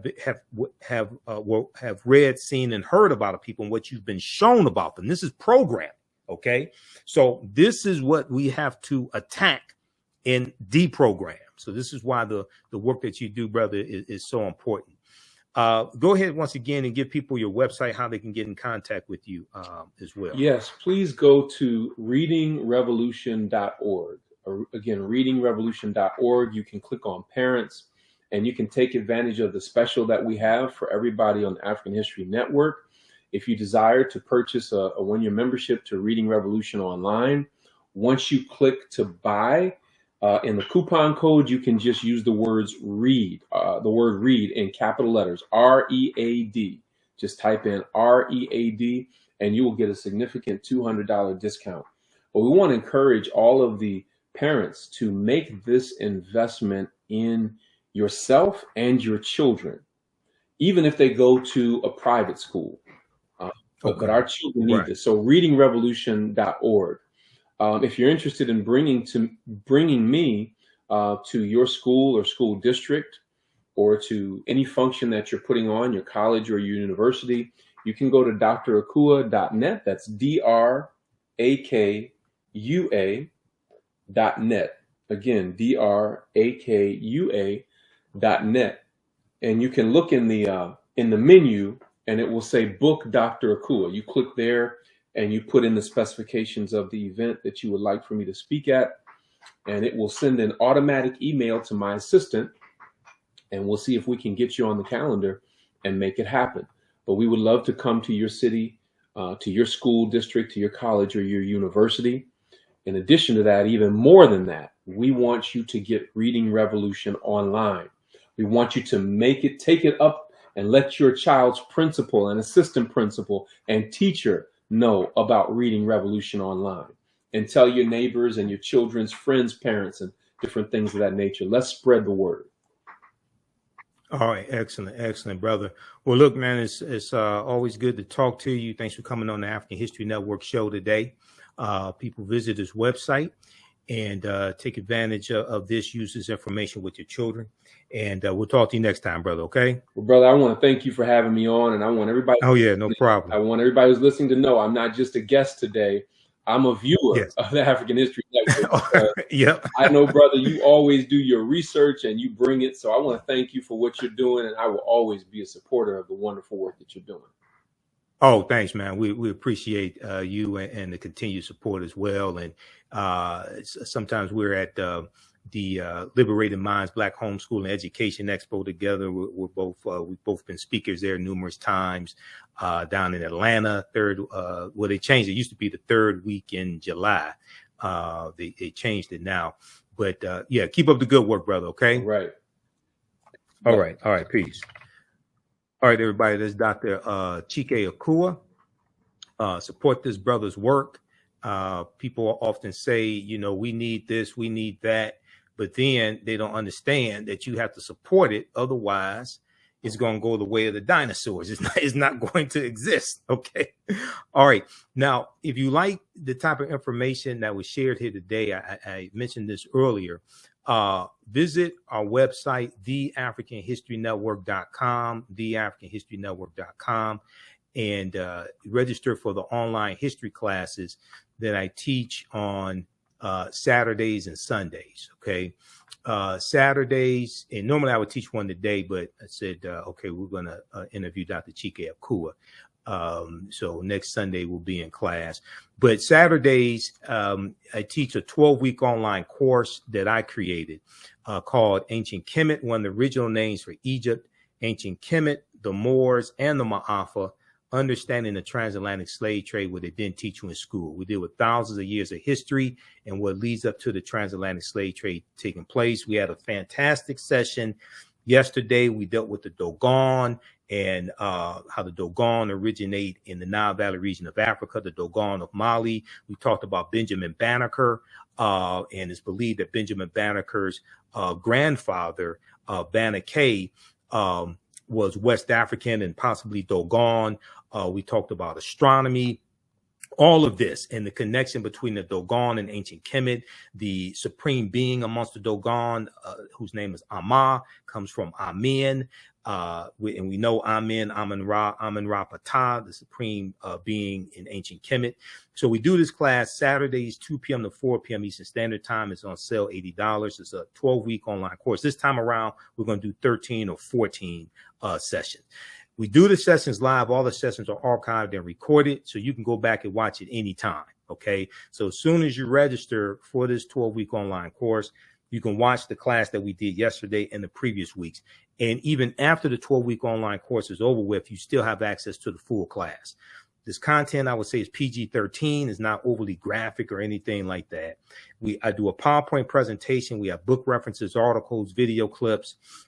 We take you throughout history. We show some of the interviews I've done with some of our scholars, like Professor Kaba Kamene, Professor James Small, Tony Browder, Dr. David Imhotep, and others. Sundays, I teach Black resistance movements from the Haitian Revolution, U.S. Civil War, Civil Rights Movement, and Black Power Movement, 1800 to 1968. We go through history chronologically and look at this history. We look at what leads up to the Civil War taking place. We look at the Reconstruction era, Jim Crow era, World War I, World War II, Civil Rights Movement, and Black Power Movement, to understand how we got to where we are today, to understand where we need to go from here. And I created both of these two curriculums. We look at 80 to 100 articles in each class. There are book references as well. The first class is about 7 to 8 books that we reference. You don't have to buy any of the books. We show you excerpts of the book right on the screen, okay? And I'm a historian. I've been studying history 31 years. And these two courses that I teach is the culmination of a lot of research and interviews I've done on the African History Network show. And I've been hosting the African History Network show. I created the show. I've been hosting for 13 years as well. Okay. So there's a PowerPoint presentation with over 200 slides in the first class that we use. I put together the PowerPoint presentation, put together the curriculum also for both of these classes. And we deal with thousands of years of history and what leads up to the transatlantic slave trade taking place. We look at work from Dr. David Imhotep, but we also talk about the 1619 Project. Now, today is August 20th, 2019, the 403rd or 404th anniversary, I should say, of August 20th, 1619. Today is the 404th anniversary of that, when the White Lion pirate ship, which is a Dutch pirate ship, as well as the Treasurer, come into Virginia. And it was really Hampton, Virginia, as opposed to Jamestown, like people think. It comes into Point Comfort, and 20 and odd Africans are exchanged for food and water. At this point in time, codified slave laws don't exist in any of the 13 colonies. The first of the 13 colonies that have codified slave laws was Massachusetts in 1641. They come to Virginia right about 1661 or so. Okay. And they don't hit all these colonies at the same time. These first 20 and odd Africans are put into a form of indentured servitude. They're going to be released after about 3 to 5 years. To understand how, now this is an important article here that everybody should read, is called Much of What We've Been Told About Virginia's 1619 Africans is Wrong. Much of what we've been told about Virginia's 1619 Africans is wrong. And also, one of the books we use in the class is Before the Mayflower by Lerone Bennett Jr. And chapter 2 of this book he lays out how a lot of this stuff evolved here in this country. Okay, the colonies weren't originally designed to have slavery. If they were, they would have had slavery when it was originally set up, because England originally got involved in the transatlantic slave trade in 1562. Okay, but what happens is that when you look at chattel slavery evolving, that's going to largely be after 1675 and 1676 and what's known as Bacon's Rebellion. And Bacon's Rebellion is going to be after 1675, 1676, right about 1680, 1681, where the term white becomes widely used in the colonies to denote those of European ancestry. And what they were trying to do is break up the alliance between enslaved Africans, what we would call African Americans, or enslaved Africans, African indentured or free African people, poor whites, white indentured servants, poor whites, etc. There was an alliance between these different groups because they were all being oppressed on the tobacco plantations in Virginia, and they were being oppressed by the ruling elite. And they realized that they had a common enemy. So there was a rebellion that was led by a Virginia tobacco plantation owner named Nathaniel Bacon in 1675 in the colony of Virginia. And in 1670, it was about 500. There's about 500 rebels. Okay. In 1676, these rebels burned down the town of Jamestown, Virginia. Okay, how many people knew this? In 1676, they burned down the town of Jamestown, Virginia, and I was speaking on I was speaking at the Midwest Decarbonization Conference in November 2022, and I was on a panel discussion with Native Americans and African Americans, and we were talking about a shared experience, but we were also dealing with the fight for reparations for African Americans and the fight to get Native American treaties enforced. And one of the problems is that when we to really understand reparations and repairing the damage of a legacy of Jim Crow segregation, slavery, redlining, housing discrimination, things like this, you have to understand the laws and policies that were put in place that brought you to where you are, that continue to inflict the harm. Okay, reparations, the root concept is to repair damage that was done. We first have to analyze the damage that was done to African people, the laws and policies put in place. And as I say, as a historian of 31 years, as a student of Dr. Leonard Jeffries, Professor James Small, Professor Kaba Hiawatha Kamene, we also have to analyze who African people were and what African people had before we were put into an institution of slavery, to understand the damage that was done, to understand that what has to actually be repaired. Just thinking giving cash payments is repairing the damage of a legacy of slavery. No, it's not. Because if everybody watching this broadcast wants to be honest, we know damn well if we all got $1 million today, white people will have it all back by this time next week. And all the laws and policies that have maldistributed wealth, power, and resources will continue to be in place that continue to inflict the harm. So cash payments can be part of a comprehensive repairing the damage of a legacy of slavery and Jim Crow segregation, etc. It can be part of comprehensive reparations, but it cannot only be the form of reparations, because once you spend the money, you have not changed the laws and policies that continue to inflict the harm.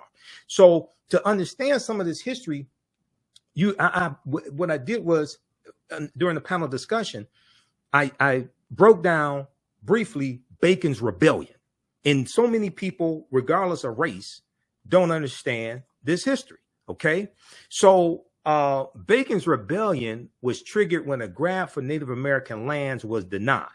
And there's a piece at blackpast.org that talks about Bacon's Rebellion, but also King Philip's War, which was a Native American uprising as well. But the origins of Bacon's Rebellion rested with the conquest of the Powhatan Indian Confederation, 1644-1646, and the Confederation's lands being distributed to the English planter class. Despite their defeat, Indians formerly associated with the Confederation continued squatting on these lands, which caused the Virginia colonists to engage in warfare against them. Okay, now, the military and political situation was made more complicated by the presence of African slaves, who, along with white indentured servants, produced the colony's main crop, which was tobacco. This is before cotton becomes king. Cotton is largely going to become king after 1793, after the cotton gin is created by Eli Whitney, which greatly reduces the cost to produce cotton. Before cotton was king in the colonies, tobacco was king, but also you're going to have sugarcane that's king as well. But at this point in time, tobacco is king. Okay, tobacco is the main cash crop. Now, planters looked down upon the African slaves, indentured servants, and landless freemen, both white and black, whom they called the Giddy multitude, G-I-D-D-Y, the Giddy multitude. So you had these different groups of oppressed people. You had African slaves, you had indentured servants, you had what we would call free African Americans, you had poor whites, and you had white indentured servants. During the decades of the 1650s and 1660s, a sizable number of indentured servants, both black and white, both African and European, who had completed their required indentured labor service, clamored for old Powhatan land as well, which was under the control of Governor Berkeley, who was the governor of the Virginia colony, and his planter class associates. Nathaniel Bacon, a wealthy white Virginia planter, declared himself the leader of the colony's former indentured servants, freemen, African and white, African and European, newly arrived landless white immigrants from England, Scotland, or Ireland, and enslaved Africans, all of whom bonded together because of their common exploitation on the large tobacco estates in Virginia. All these different groups of people from different countries realized that they were all being oppressed by the same ruling class, and they took up arms to overthrow the ruling class. Now, on September 9, 1676, Nathaniel Bacon and his followers returned to Jamestown, Virginia, and battled forces loyal to Governor Berkeley. He forced Governor Berkeley and his followers to retreat, and then Nathaniel Bacon and his 500 rebels burned down the town of Jamestown, Virginia. They burned down the town of Jamestown, Virginia. Now, I don't know if this was the inspiration for the song, the roof is on fire. We don't need no water. Let this burn. I don't know if that was the inspiration for it, but it very well could be. Okay. I don't know that. I don't know if there's a historical fact. Okay. But it could be. Who knows? All right. Now, how many people remember that song? Okay. Now, let's go back to this here. Okay. So there's a good article from history.com, official website of the History Channel, that deals with Bacon's Rebellion as well. And we reference numerous sources here in the class. Toward the end of the 17th century, labor from England began to diminish. So what happens is the economy in England improves, and there's less of a desire of white people to come from England to be indentured servants here in the colonies. So you have a drying up of the labor force, of the white labor force, okay? Toward the end of the 17th century, toward the end of the 1600s, labor from England began to diminish, and the colonies were faced with two major dilemmas. The colonies were faced with two major dilemmas. The first dilemma was how to maintain control over the restless poor and the freedmen who seemed intent on the violent overthrow of the colony's leaders, because they were all being oppressed by the same ruling class, the same 1% or 10%. Okay. The second dilemma that the colonists in control, the planter class, the rulers, the second dilemma that they were dealing with was how to obtain a controllable labor force as cheaply as possible. The colonial leaders found a solution to both problems. By the 1690s, they had divided the restless poor into categories reflecting their origins, homogenizing all Europeans into a quote unquote white category and instituting a system of permanent slavery, or what we call chattel slavery. You are enslaved for perpetuity, and your children are born in slavery and their children are born in slavery. So they use the term white widespread to put all Europeans into this one category and put them on team white. Okay. And then they instituted a system of laws to institute permanent slavery for Africans, the most vulnerable, and the Africans were the most vulnerable members of the population. Okay. Now, Encyclopedia Britannica at Britannica.com, they have information on the history of the idea of race. This is where this citation comes from. The history of the idea of race. That's at Britannica.com, Encyclopedia Britannica. Okay, let's continue here. And then also there's an article from History.com, official website of the History Channel, why America's first colonial rebels burned Jamestown to the ground. Okay. That's the History.com, official website of the History Channel. Now, if we look at page 40, and these are all slides that we actually use in the class that I created. Okay. Ancient Kemet, one of the original names for Egypt, the Moors, and the Ma'afa, understanding the transatlantic slave trade, what they didn't teach you in school. You never see a class like this. You probably haven't seen a class like this before. Okay. So when we look at page 40 of chapter 2 of Before the Mayflower by Lerone Bennett Jr. Now, this is from the 6th edition, Lerone Bennett Jr. is laying out this history, and he talks about the fact that for all practical purposes, he says, of all the improbable aspects of this situation, he's talking about in the early 1600s, okay? Of all the improbable aspects of this situation, the oddest, O-D-D-E-S-T, the oddest to modern blacks and whites is that white people did not seem to know that they were white. It appears from surviving evidence that the first white colonists had no concept of themselves as white people, white as we think of it today, with some of them, not all of them, but some of them having a superiority complex, about 74 million that voted for Donald Trump in 2020. Okay. The legal documents identified whites as Englishmen and or Christians. Okay. So this is before about 1681 in the colony of Virginia.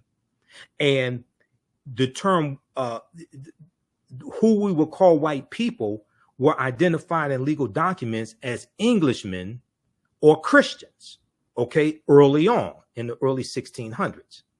The word white, with its burden of arrogance and biological pride, developed late in the century, late in the 17th century, late in the 1600s, as a direct result of slavery and the organized debasement of blacks. But that's going to be after Bacon's Rebellion of 1675 to 1676. The same point can be made from the other side of the line, talking about African people. For a long time in colonial America, there was no legal name to focus white anxiety. The first blacks or Africans were called blackamoors, Moors, Negers, N-E-G-E-R-S, and Negars, N-E-G-A-R-S. The word negro, which is a Spanish and Portuguese term meaning black or a black thing, did not come into general use in Virginia until the latter part of the century, the latter part of the 17th century, the late 1600s, after Bacon's Rebellion, when they're putting together this form, when they're formalizing white supremacy and they're instituting racism through the laws and showing a distinction in what they will call races by how they are treated. So what's the end result of this history, right? If we look at how Bacon's Rebellion planted the seeds of race-based slavery, and this is the article from history.com, official website of the History Channel.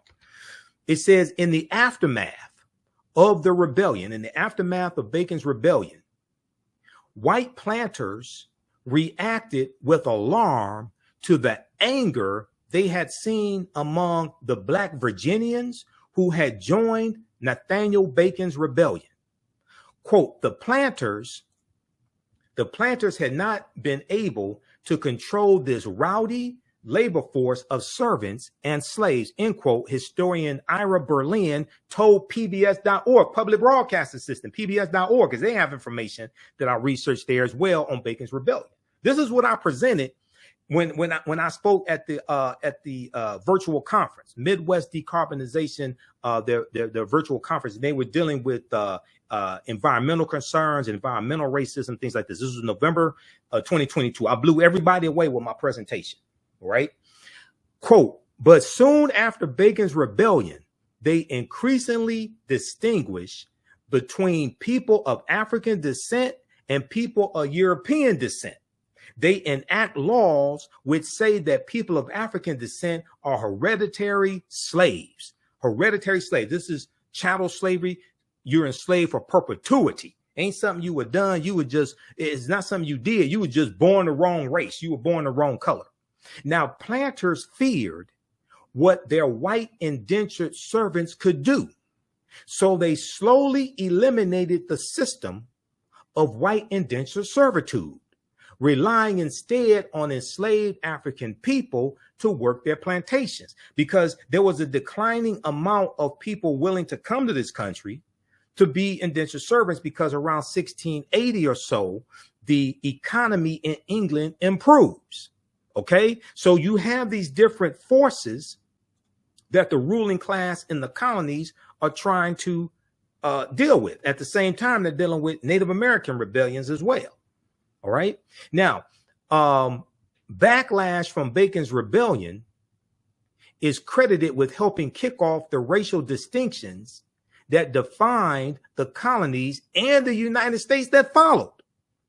Now, most Americans don't know anything about Bacon's Rebellion. They think it's about bacon that you eat or something, grits and bacon, bacon and eggs or something. No, this helps shape racism in America and racist policies in America that we're still feeling the effect of to this day. Read this article from history.com, official website of the History Channel. Why America's first colonial rebels burned Jamestown, Virginia to the ground. How many people knew this? And this is what these anti-Black, anti-African-American history laws are doing in these various states, Florida, Georgia, Oklahoma, where you had the Tulsa Race Massacre, June 1st, 1921. They're designed to suppress this type of history, because if you don't understand the history of how you got into a predicament or how a problem started, you're not going to be able to solve it. A people's history and culture teaches them how to deal with the problems of the past, in the present, and the future to meet the needs of the community. Okay, so if you like this type of information, we have a number of people watching on Facebook and YouTube. Give us a thumbs up, give us a heart, give us a like. You can register for this online course right now. You can start watching right now. We have archive content. We do the sessions live. All the sessions are archived and recorded. You can go back and watch it anytime. You don't have to join us in the classes live. I don't take attendance. And also, you can see me. I can't see you. So you don't have to get dressed for class and things like that. Okay. We have a live text chat, so you can ask questions in class. You can email me afterwards if you want to ask questions also. Saturdays, 2 p.m. to 4 p.m., I teach ancient Kemet, one of the original names for Egypt, the Moors, and the Ma'afa. The Ma'afa is a Kiswahili term, which means the Great Disaster, our Holocaust, or the transatlantic slave trade. Ancient Kemet, the Moors, and the Ma'afa, understanding the transatlantic slave trade, what they didn't teach you in school. You can register for this class right now. You can use this with your children. I would say the content is PG-13. And then on Sundays, I teach Black resistance movements from the Haitian Revolution, U.S. Civil War, Civil Rights Movement, and Black Power Movement, 1800 to 1968. And I was teaching this class. I first started teaching this class in 2021. Okay, I created this class as well. The second one, because I had so much information in the first class that I knew that this period from 1800 leading up to the Civil War, what causes the Civil War to take place, the Louisiana Purchase of 1803, Missouri Compromise of 1820, Mexico winning its independence from Spain, 1821, Vicente Guerrero becoming president of Mexico, second president of Mexico. He was of African descent, 1829, Texas winning its independence from Mexico, 1836, Mexican-American War, 1846, 1848, Treaty of Guadalupe Hidalgo in 1848, which ends the Mexican-American War. And as a result of the Treaty of Guadalupe Hidalgo, the U.S. gets the territory from Mexico that makes up California, Arizona, New Mexico, Colorado, Utah, and Nevada. You have the Compromise of 1850, which deals with organizing the land that the U.S. gets from Mexico. And California comes into the Union in 1850 as a free state, but they do try to ban all free African Americans under their first governor, Peter Burnett, by the way. They tried to ban all free African Americans. It didn't work.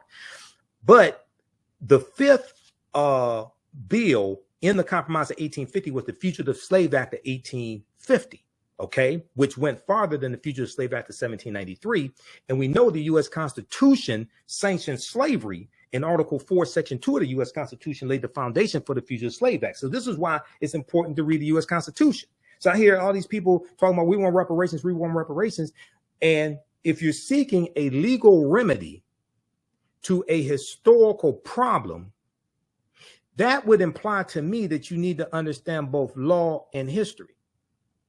Unfortunately, most of our people, especially a lot of people saying we want reparations, don't understand either one. And the foundation of law in this country is the U.S. Constitution. You need to read the U.S. Constitution. Also study the treaties as well, like the Black Freedmen Indian Treaties of 1866. And I talked about the Black Freedmen Indian Treaties in when I spoke at the conference. Okay, and what I found very interesting is that the Native American, so there's about 7 of us on the panel. It was a virtual panel. It's about, I think, 3 Native Americans, 1 person who was African American and Native American. And I could be classified as that too, because I had Cherokee on my mother's side, Cherokee and Blackfoot, because my mother's family's from Tennessee. But then you had about 3 or 4 African Americans, right? Native Americans were talking about getting treaties enforced. African Americans were talking about getting a study done. They were talking about HR 40. And my thing is like, why the hell are we trying to focus on the study? Now, this was before California came out with their final study, which is 1,000 pages. Everybody needs to go read the executive summary and read it. And they put forth at least 110 policy recommendations to repair the damage of, even though California does not have a deep history of slavery, like say Texas, because 1850 California, between 1850 and 1860, California has maybe about 1,500 people who are in a semi-slavery status, where 1865, when Major General Gordon Granger goes into Galveston, Texas in June of 1865, Texas has 250,000 enslaved Africans. So California doesn't have a deep history of slavery like Mississippi, Georgia, Alabama, Texas, anything like that. Okay. But they do have a rampant history of racism, discrimination, housing discrimination, redlining, voter suppression, things of this nature. Okay. But I talked about the Black Freedmen Indian Treaties of 1866. And the reason why I discussed this is because we have a history, our ancestors, of getting benefits from these treaties. And the reason why is because The 1830 president. Okay, I'm really trying to wrap this discussion up. I know it may not seem like it, but I'm really trying to wrap this discussion up. But let me just try to wrap it up with this here.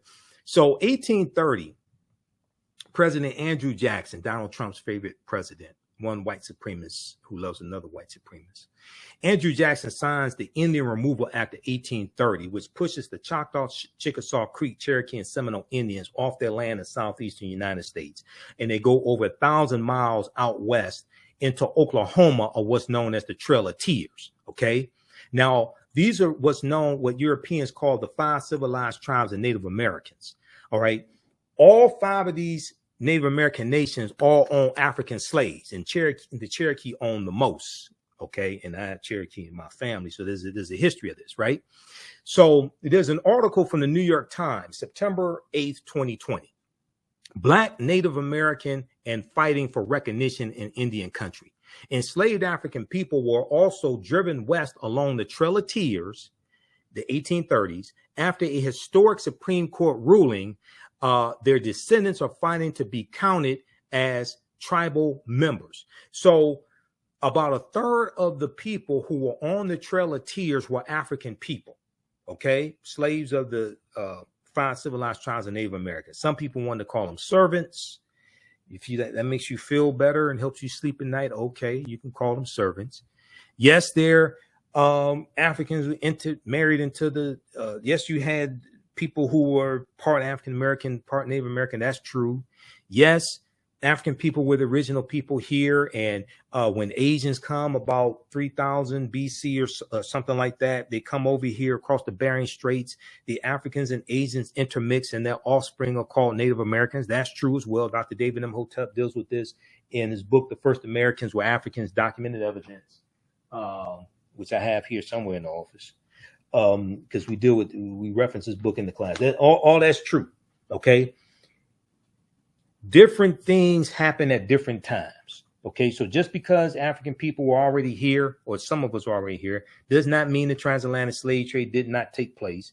And just because the transatlantic slave trade took place does not mean that the African people were not already here. You have to understand a chronology of the last 50,000 years of history. Okay. But that's another conversation. Let me see.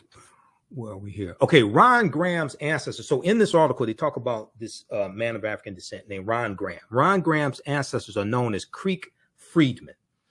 They were among the thousands of African Americans who were once enslaved by tribal members in the South and who migrated to Oklahoma when the Native American tribes were forced off their homelands and marched west in the 1830s. This ties into the origins of what we call Black Wall Street in Tulsa, Oklahoma. Okay, and one of the first history lessons I got on this was Hannibal B. Johnson's book. This one here, Hannibal B. Johnson's book. Black Wall Street from Riot to Renaissance in Tulsa's historic Greenwood district. This book right here, one of the best books that you read dealing with the real history of Black Wall Street. This is one of the first historical books to really deal with this. And this, he had, this was like the second edition, I think. This came out in, I think it was 2001 or something like this. 1998. Okay, 1998. All right. This is one of the first books that dealt with the real history of Black Wall Street and the origins of Tulsa, Oklahoma. So Hannibal B. Johnson is one of the top scholars on this history with Facebook friends as well. We've talked through Facebook. I need to get him on the African History Network show. All right. Now, so the 1830s. Now, Tulsa, Oklahoma was founded by Creek Indians around 1834 who got pushed off their land in southeastern United States. Tulsa comes from the Creek Indian word Tallahassee. And the Creek Native Americans, they take their African slaves into Oklahoma.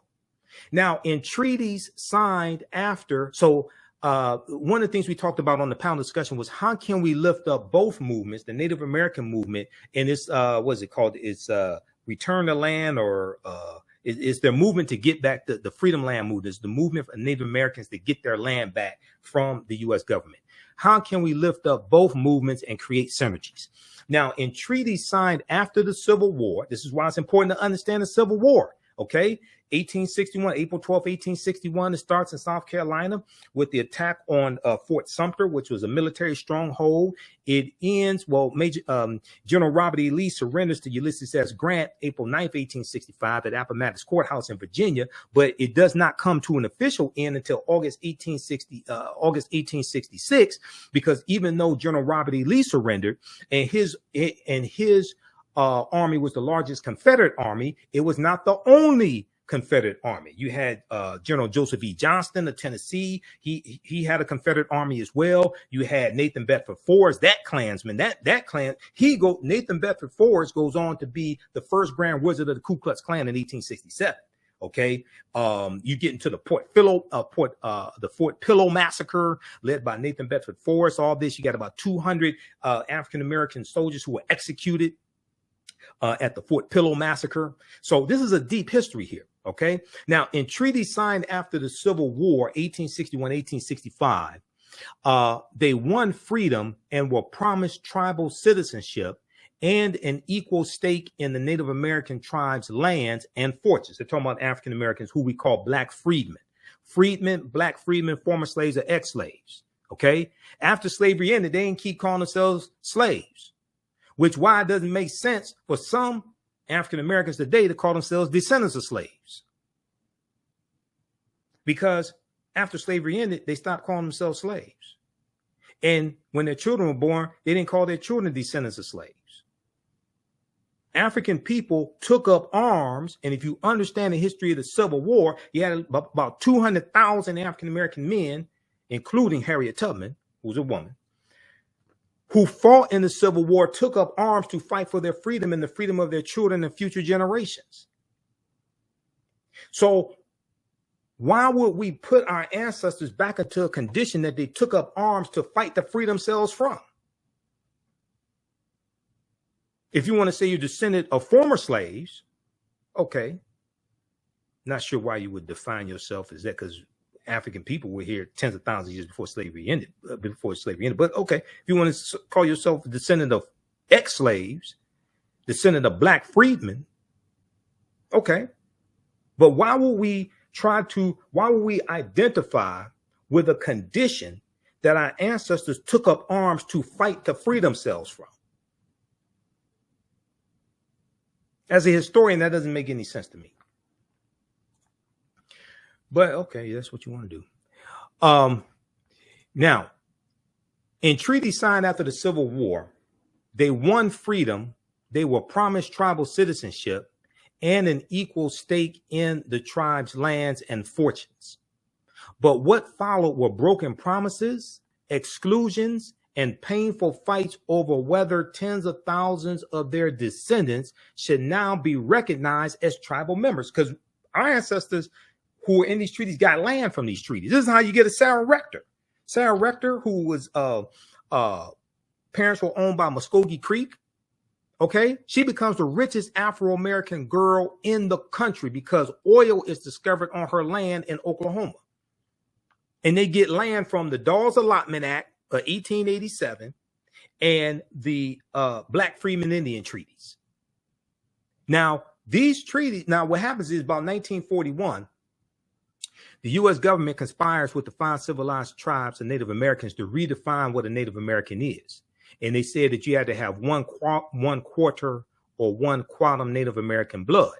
So many of our ancestors get pushed out of these treaties and their land is taken away. But these treaties are still on the books right now. Now, Dr. Claude Anderson, one of my teachers who we've had on the African History Network show years before a lot of these other people found out about him. Okay. We had Dr. Claude Anderson on years ago. He was fighting for years to get these treaties enforced for Black people. But now attorney Demario Solomon Simmons out of Oklahoma, out of Tulsa, Oklahoma, who is descendant of Muskogee Creek African Americans, Black freedmen, he has taken up this fight. And he's an attorney.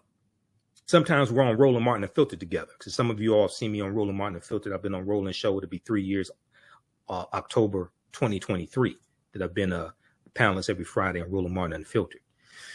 And what I was saying on the panel is, while we focus on the study, we need to be focused on getting these treaties enforced. Because when you read the article from the New York Times, there's about 160,000 African Americans who would qualify for these treaties and qualify for these benefits and get land, free college tuition, free taxes, all different, whatever benefits the Native Americans are getting. Now, some of the descendants have won lawsuits seeking inclusion in the Cherokee Nation. Some gained nominal citizenship as Seminole Indians, but said they could not access tribal services. Others, like Ron Graham, have nothing. Read this full article from the New York Times. But now a landmark Supreme Court decision for tribal sovereignty has breathed new life into their fight. In July 2020, the Supreme Court recognized a huge portion of eastern Oklahoma as reservation land under the terms of an 1866 treaty. The same treaty also guaranteed that freed slaves and their descendants would, quote, have and enjoy all the rights and privileges of Native citizens, end quote. So my thing is, like, while we focus on trying to get a study done that has no benefits attached to it, the first thing we should do is focus on getting these treaties enforced, because these are laws on the books right now. But if you don't understand history of law, you don't know this exists, you go out here trying to get HR 40 done.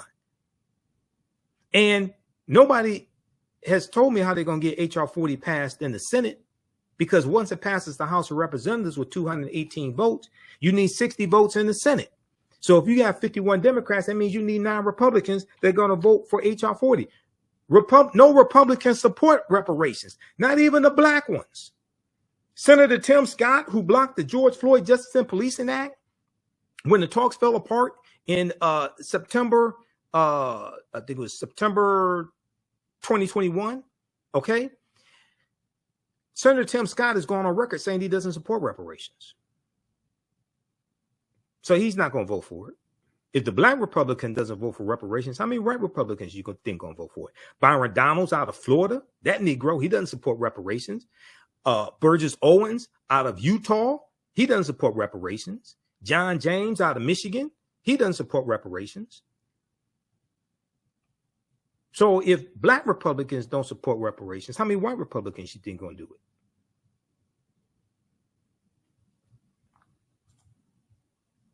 This is why voting matters. This is why these people who keep voting against our own interests have to be voted out of office. We have to fire them. Elections have consequences. Okay, so to wrap this discussion up, now, to groups of their descendants, the logic was simple. If the United States still had to honor treaty promises it made to tribal nations, then tribal nations had to keep their word to the descendants of those formerly enslaved by the tribes. Quote, we're making noise, end quote, said Marilyn Vann, V-A-N-N, a Cherokee citizen and president of the descendants of freedmen of the 5 civilized tribes. Marilyn Vann estimated that there was a diaspora of some 160,000 descendants of those formerly enslaved by these Native American tribes. These 5. Now, there are approximately 567 Native American nations in this country. I am not saying that all Native American nations enslaved African people. That is not what I'm saying. And the history does not prove that. The history does not show that.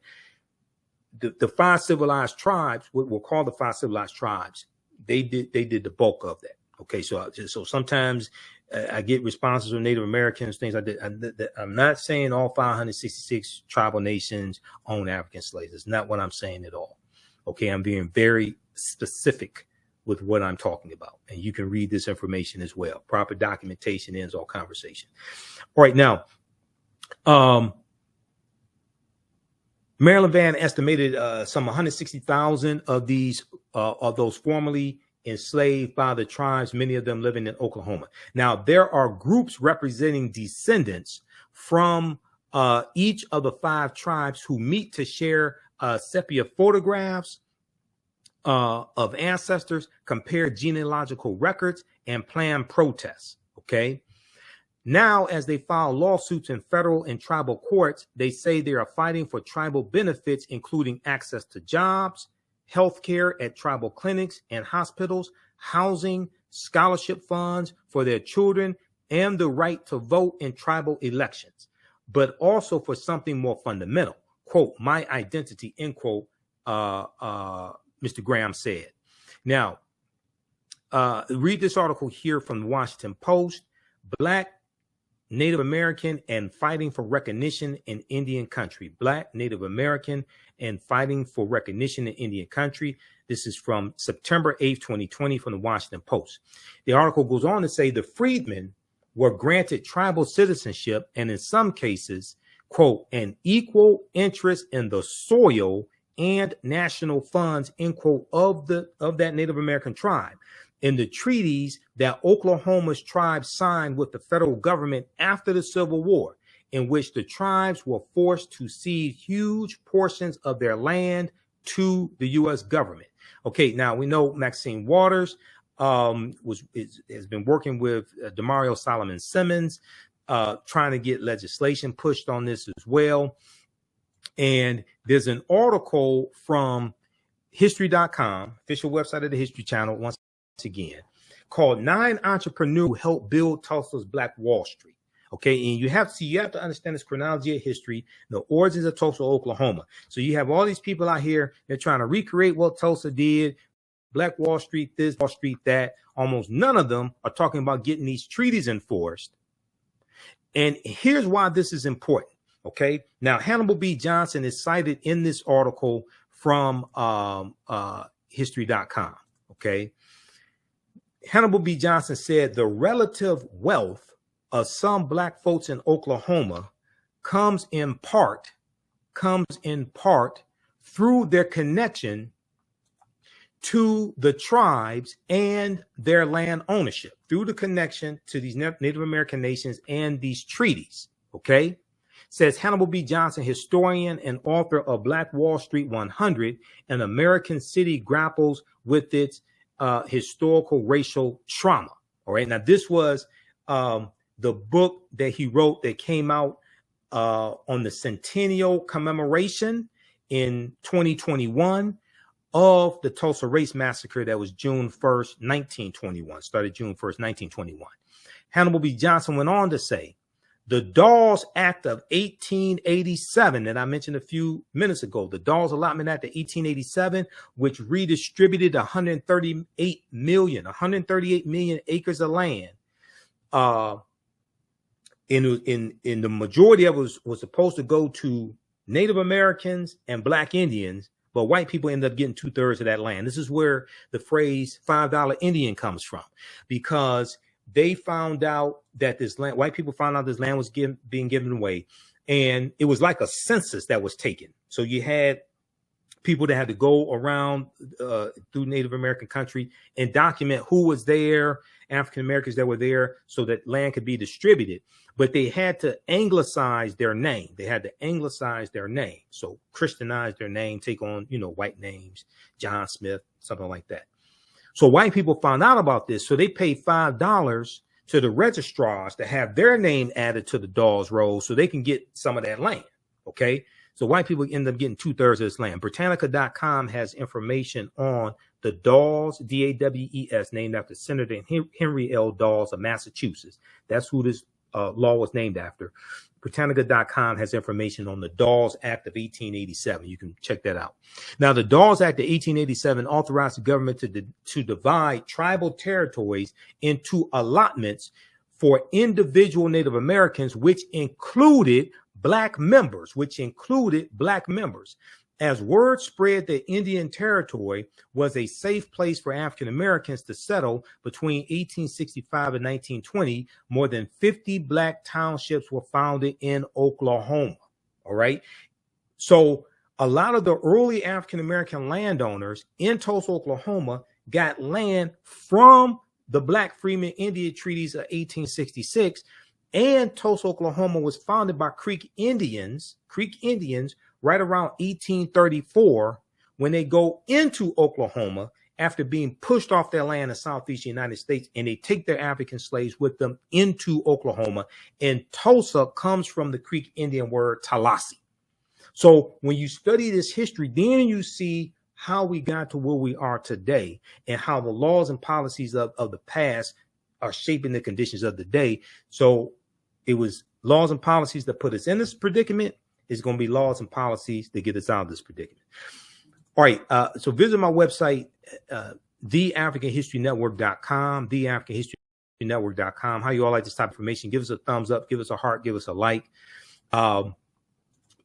Also, I have in digital download format and DVD format, 15 of my lectures in a bundle pack.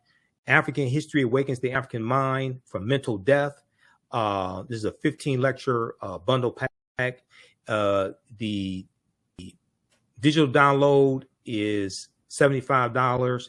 In DVD form, it's $100. Okay, it's right on the homepage of our website, TheAfricanHistoryNetwork.com. And also, we have our PayPal Cash App information here as well. This is our Cash App account, $ TheAHNShow, SHOW. These other ones are fake African History Network Cash Apps. There's about 5 I've identified. I'm trying to get them shut down. You click right here, it takes you to this is our QR code for Cash App. And when you go to it, it'll say Michael. Make sure my picture there as well.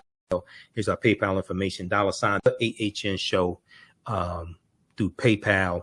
So you can register for the online quiz, my DVD lectures, digital downloads. They're at our website, TheAfricanHistoryNetwork.com. Also, listen to the African History Network show Sundays, 9 p.m. to 11 p.m. Eastern Standard Time on our social media platforms. 9, 10 a.m. Superstation WFDF, the radio station I was on. They did a format change. So it's not talk radio anymore. It's fine with me. I have my own network, so it really don't make me any difference. And our shows are in audio podcast format as well. Okay. So hopefully you learned a lot from the discussion today with Dr. Chike Akua and our discussion afterwards. Support the African History Network. It takes a lot to produce these shows, do the research, pay the bills, keep the network going. We're going to get out of here. Remember, right now it's correct wrong behavior. It's not over till we win. Wakanda forever. And we'll talk to you.